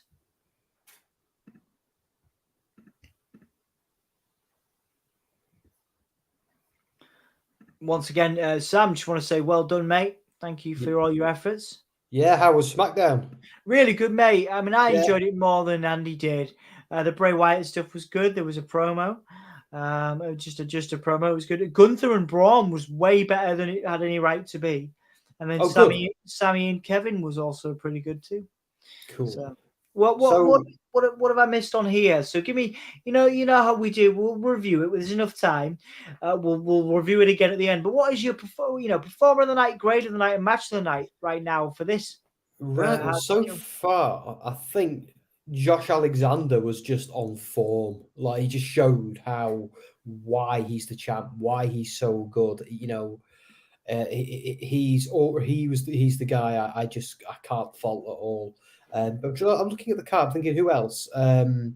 Macklin looked very strong against Rich Swann as well. There's a lot of chicanery, backstage silliness, and then they actually got in the ring and started getting serious, and that was great. Macklin looks like a killer, and so does Moose as well. Moose, Macklin, and Josh Alexander. Am I MVP so far? Nice one. In fact, Masha Slamovich as well. Masha Slamovich is great. Yeah, just fantastic. It made me want to see a singles match between her and Killer Kelly, and it made me want to see a singles match between her and Deonna. Which is surely where they have to go from now. Oh, absolutely, mate. Absolutely, yeah. I would say so. Me and Ant spent way too much time debating if the Friday the 13th logo is the official logo that they've lifted or not. All right, okay. We discovered that it isn't, but there you go. I love that you spent time. Ant spent time. I pointed it out, and then Ant needed the answer, so he wouldn't have found out. Yeah, that sounds about right. That sounds about right. Content. But we absolutely, yeah. At least we weren't Googling bins. That's yeah, well, that's never living that down. No. But yeah, no, you're doing well on the numbers. I've just checked the analytics, mate. You've done a cracking job. Well done. Oh, nice. It's good to know. Good to hear. People have tuned in. So it's interesting. Go on. I was going to say, is it something we do again, or does it make more sense to just do one and see where we go? Or it's probably a conversation for backstage. I mean, it depends on what's going on. I think depends on what's going on. We'll swap next time. I'll do SmackDown. Yeah, you do SmackDown. I don't know how many times this is going to happen, because I'm like, I'm just trying to think why Impact would pick a Friday and not a Saturday, and why would they? Yeah. Do you know why counter program SmackDown? Because and Rampage. That's the point. Yeah, Rampage is on. Yeah, and a very good Rampage from what I understand as well. Yeah, so it makes me just wonder, like, what was going on tomorrow night, or did they just want the Friday the 13th thing? I don't know. Yeah. Sassy was saying when she was 21, all I like was heels. Do you mean wearing them or the bad guys? Yeah. What was I saying? Hang on. Now that you mentioned, that was an interesting fact there, Dex. Thank you for that. Santina, Mickie, Gail, and Victoria were all in that WrestleMania match. Santina won. There you go. Yeah. Ugh. How's the match going? Christopher, so far, the enemy, Jordynne Grace, is in control. But Mickey's kind of making a comeback as we speak. But again, my money is on Mickie lying on the mat 1, 2, 3 at the end of this. Absolutely, mate. Absolutely. I think it's there's definitely less chance, I think, of Mickie winning this than there is of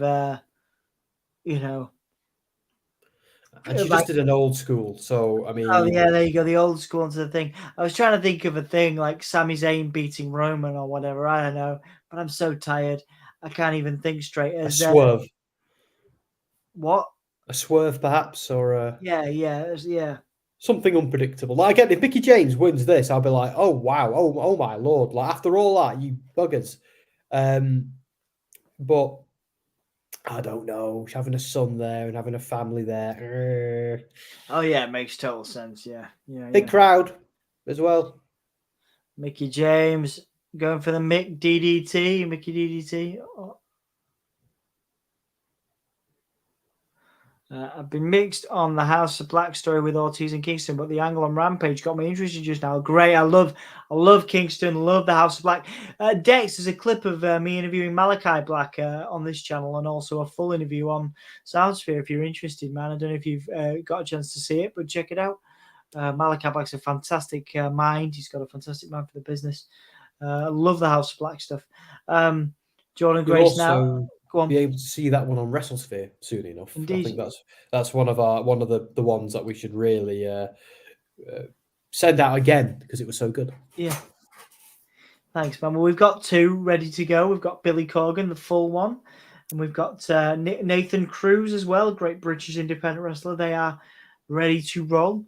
We've also, sorry, mate. We've just been confirmed. We've got a third person lined up for me to interview. Oh, nice. So this is an up and coming indie guy in the UK who's been making a name for himself, wrestled people like Kyra Noir and people like that. So the guy he's a big name, but I'm looking forward to speaking to him. It all came about from a Twitter exchange. There you go. The best way to network in the modern era. Yeah. Mickie James now going for the back elbows. Pushing Jordynne Grace now pushing her back into the turnbuckle. Mickie James countering now. Big kick. Nice action. Mickie James again, just an incredible talent. Hurricane Rana. Yeah. We're seeing some classic Mickie James, the flapjack and the kip up there. Yeah, she's cranking out some of the hits, isn't she? She ain't winning this. Indeed, no, she's definitely not winning this.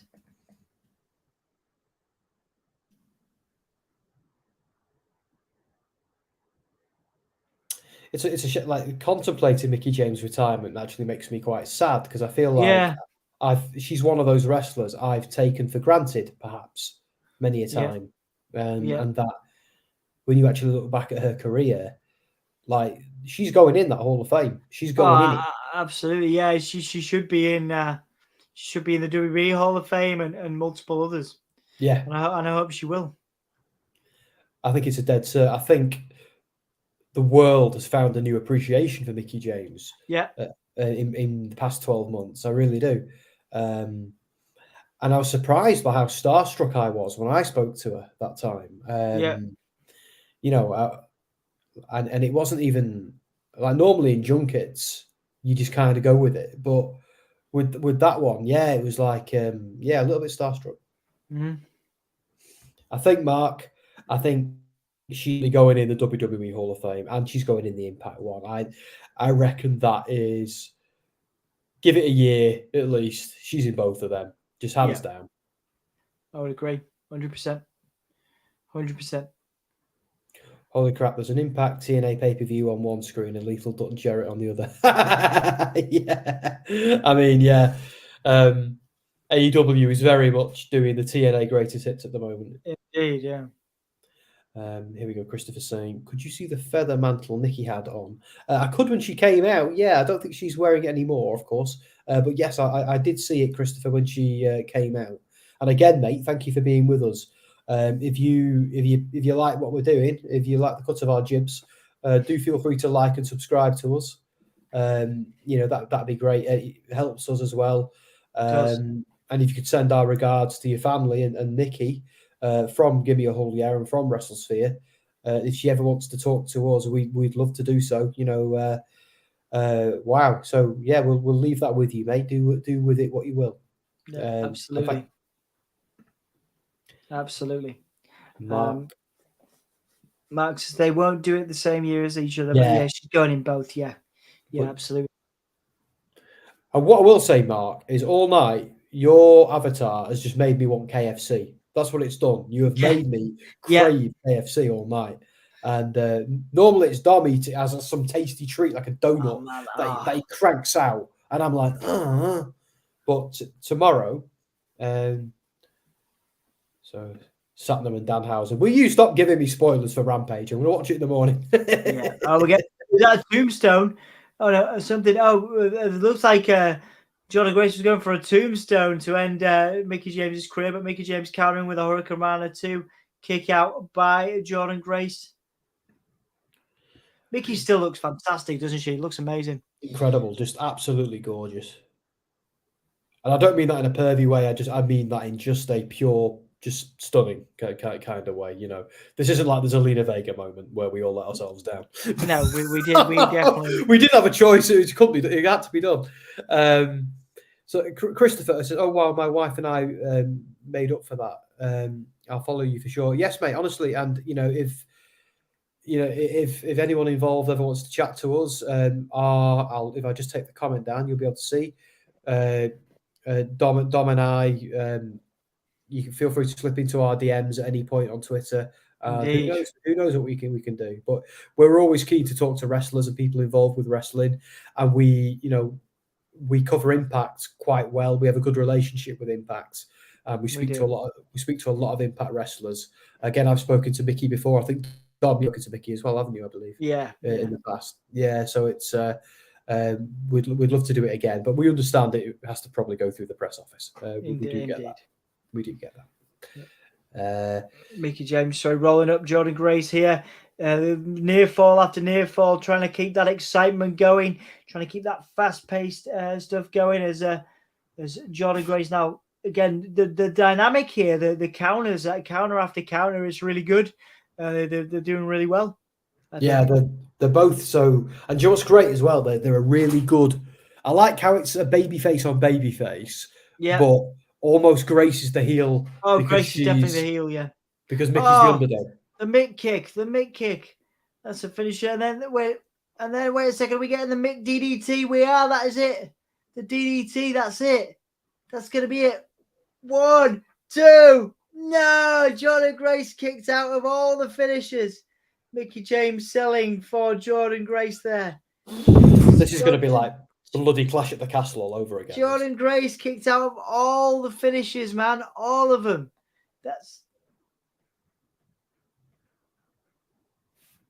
That was 3 chant as well. That was 3. No, it wasn't. No, it wasn't. Yeah, it makes me laugh when they do that. Yeah, you're right, Mark. You've been calling it. You've been making me hungry and calling it. Yeah, man, I'm super hungry now. All I want now, I'm not being funny. I'm not going to do it because it's Freak Out Jess, but I'm so tempted to jump in my car and go to KFC, the 24-hour KFC, and get a fillet tower meal. I'm not joking, but I'm not going to do it because Jess would be like, "What the hell are you doing at night? It's 4 a.m. Mate. If Jess was on a night shift tonight, because obviously she's a nurse, if Jess was on a night shift, I'd absolutely do that. I'd get away with it. Yeah, Jordynne Grace got a lot. He's going to lock in like a cross jacket style submission on Mickie. I believe they're talking to each other. Oh, what was that? She tapped. She kind of went. Oh, no. Wait, what? she got out. It's not over yet. Nah, it's never going to end that way. She tapped. She tapped. Yeah, but she didn't do it long enough. It was a tease tap. It was they've got to go for it to really count, don't they? A lot of them are doing that. A lot of wrestlers and promotions are doing that at the moment. This little tease tap. It's like, well, dude, what you just confusing? Tackle down. Mickie's still fighting. Yeah, you and me both, Dex. You and me both. See, I love watching wrestling on the Omen, right? On the HP Omen, because it's got such an awesome 4K screen. But it means I'm doing this on the MacBook Pro, and the MacBook Pro just has a crap camera. So I get this blurry, craggy face where I don't want you to see me in 4K, if I'm being perfectly honest, because you'd see every flipping blemish on my face. So I like this camera. It gives me a natural tan. If she taps a bit, she's probably saying you're on too tight for me to get out. Yeah, fair. That's an interesting point. Yeah, It's a good shout. That you've got Sam. You got 24-hour KFC. Come on, what everyone's got 24-hour KFC now, right? Hang on, you like Dex. You're where you are. I'm not being funny, but like every time I've been in America, you guys are spoiled when it comes to food, even compared to here. Like, don't get me wrong, we've got everything too. But it's like you guys have always just got, when it comes to like fast food, a little bit more variety, a few more options sometimes. Yeah. Especially here, because we're not in the centre of London or anything here, where everything is just there. I'm in rural northwest England. I am in the middle of nowhere, the arse end of nowhere. But yeah, we have a 24-hour KFC and Mackie's and a Burger King and a Starbucks. Wait, what? What? No way! Mickie James! What? They punked us out. What? The rodeo continues. They had us though, didn't they? Oh my God. Mickie James is still going. Mickie James is the champion. Are we gonna get someone coming out who's gonna finally end the rodeo and take the title as well? Someone's gonna take the title and end the rodeo. That's what it's gonna be now. But wow, what an amazing defense! Mickie did win. Yeah. So is that her son with Nick Aldis? Oh, look, even looks like a mini Aldis. That's awesome. Do you think there's going to be something happening? There's going to be some kind of afterbirth, or there you go. Say? Lovely DDT there.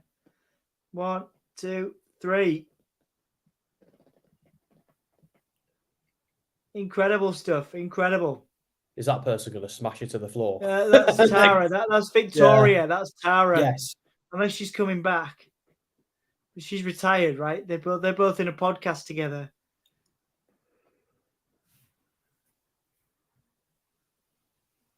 What's going on? Oh, that's nice. What a lovely moment. I actually agree with it now. Now that they've done it, I see, like, they got us. They got us with this. And when she does retire, you won't see it coming. Bang. Yeah. And do you know what this means? She could be in the Rumble with the title again. Yeah. But then again, does that mean she loses the match if she doesn't win the Rumble? I don't think she's gonna be in the Rumble this year, mate. I don't think she's either.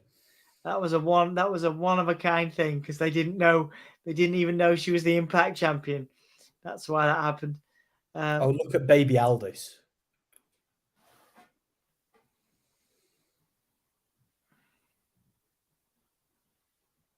Look at him. His little headphones on.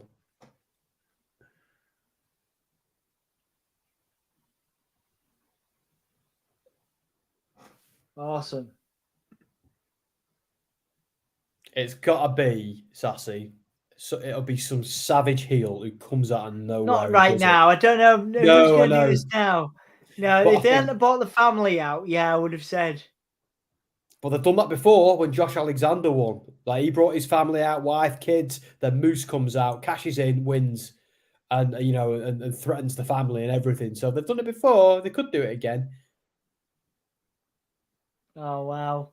What a lovely moment! What a lovely moment! Yeah. All right. Yeah. Fair enough. Fair enough, Mark. Yeah. Mickie. Oh, that's it. That's it. That's it. What a lovely moment to end on. Hard to kill, man. Mickie James, the new champion, and still going. The rodeo still continues. So it's hard to kill. Mickie James is hard to kill. James is hard to kill.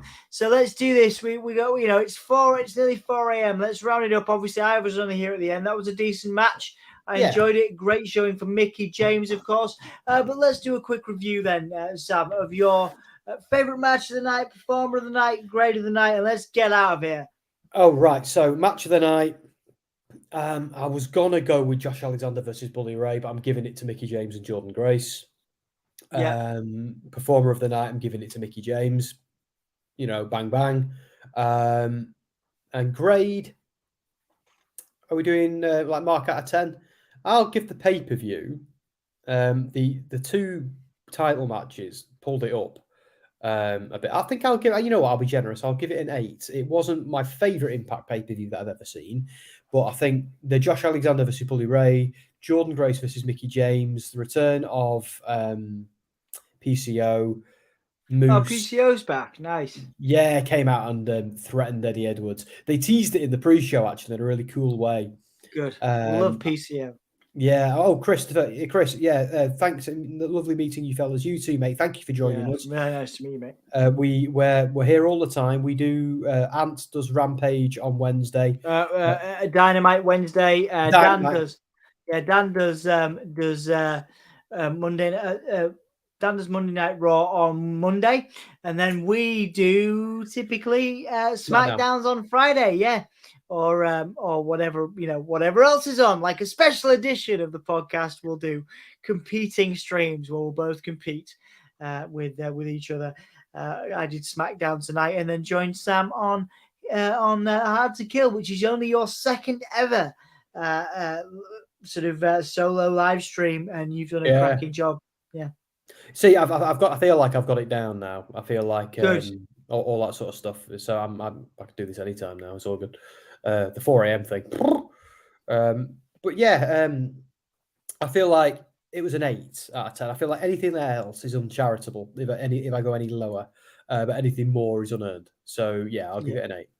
That's all. Nice, that's cool. That's good. Yeah, no, solid. Like obviously I wasn't here for most of it, but seems like a beautiful end for Mickie James, a beautiful end for the pay-per-view.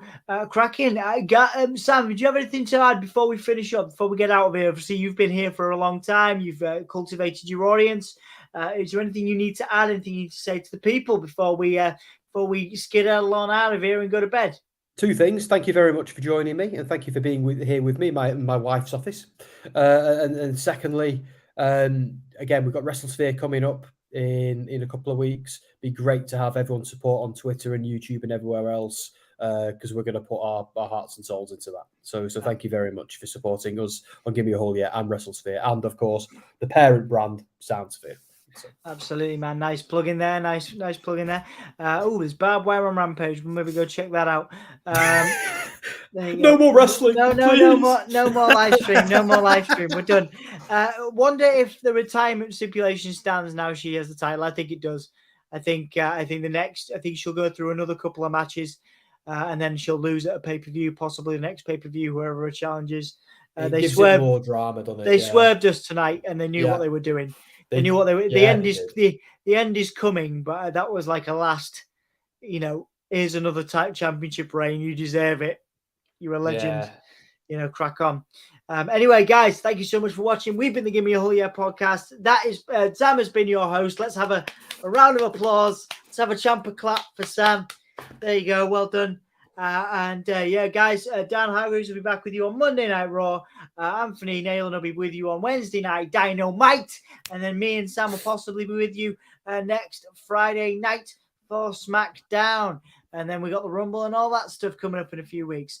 Sam, you've been a legend tonight. You're officially crowned the TNA Legends Champion. Thank you very much, Dex. Thank you, Dex. Thank you, mate. Dex. Appreciate it, man. That's awesome. Did say she wouldn't lose on a B pay-per-view. Well, there you go. Sam, always a rock star. You're very loved, Sam. How does it feel to be so loved? It's, yeah. I wish it extended to other areas of my life, but thank you very much. Yeah. Well, we love you, man. We love you.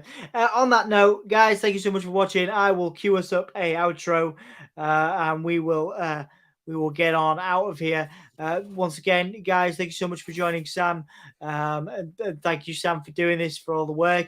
And guys, we'll see you soon. I'll count us down, and we'll get out of here. 5, 4, 3, 2, 1. See you later. Oh yeah, jazz hands. Oh yeah, Mick Foley, yeah.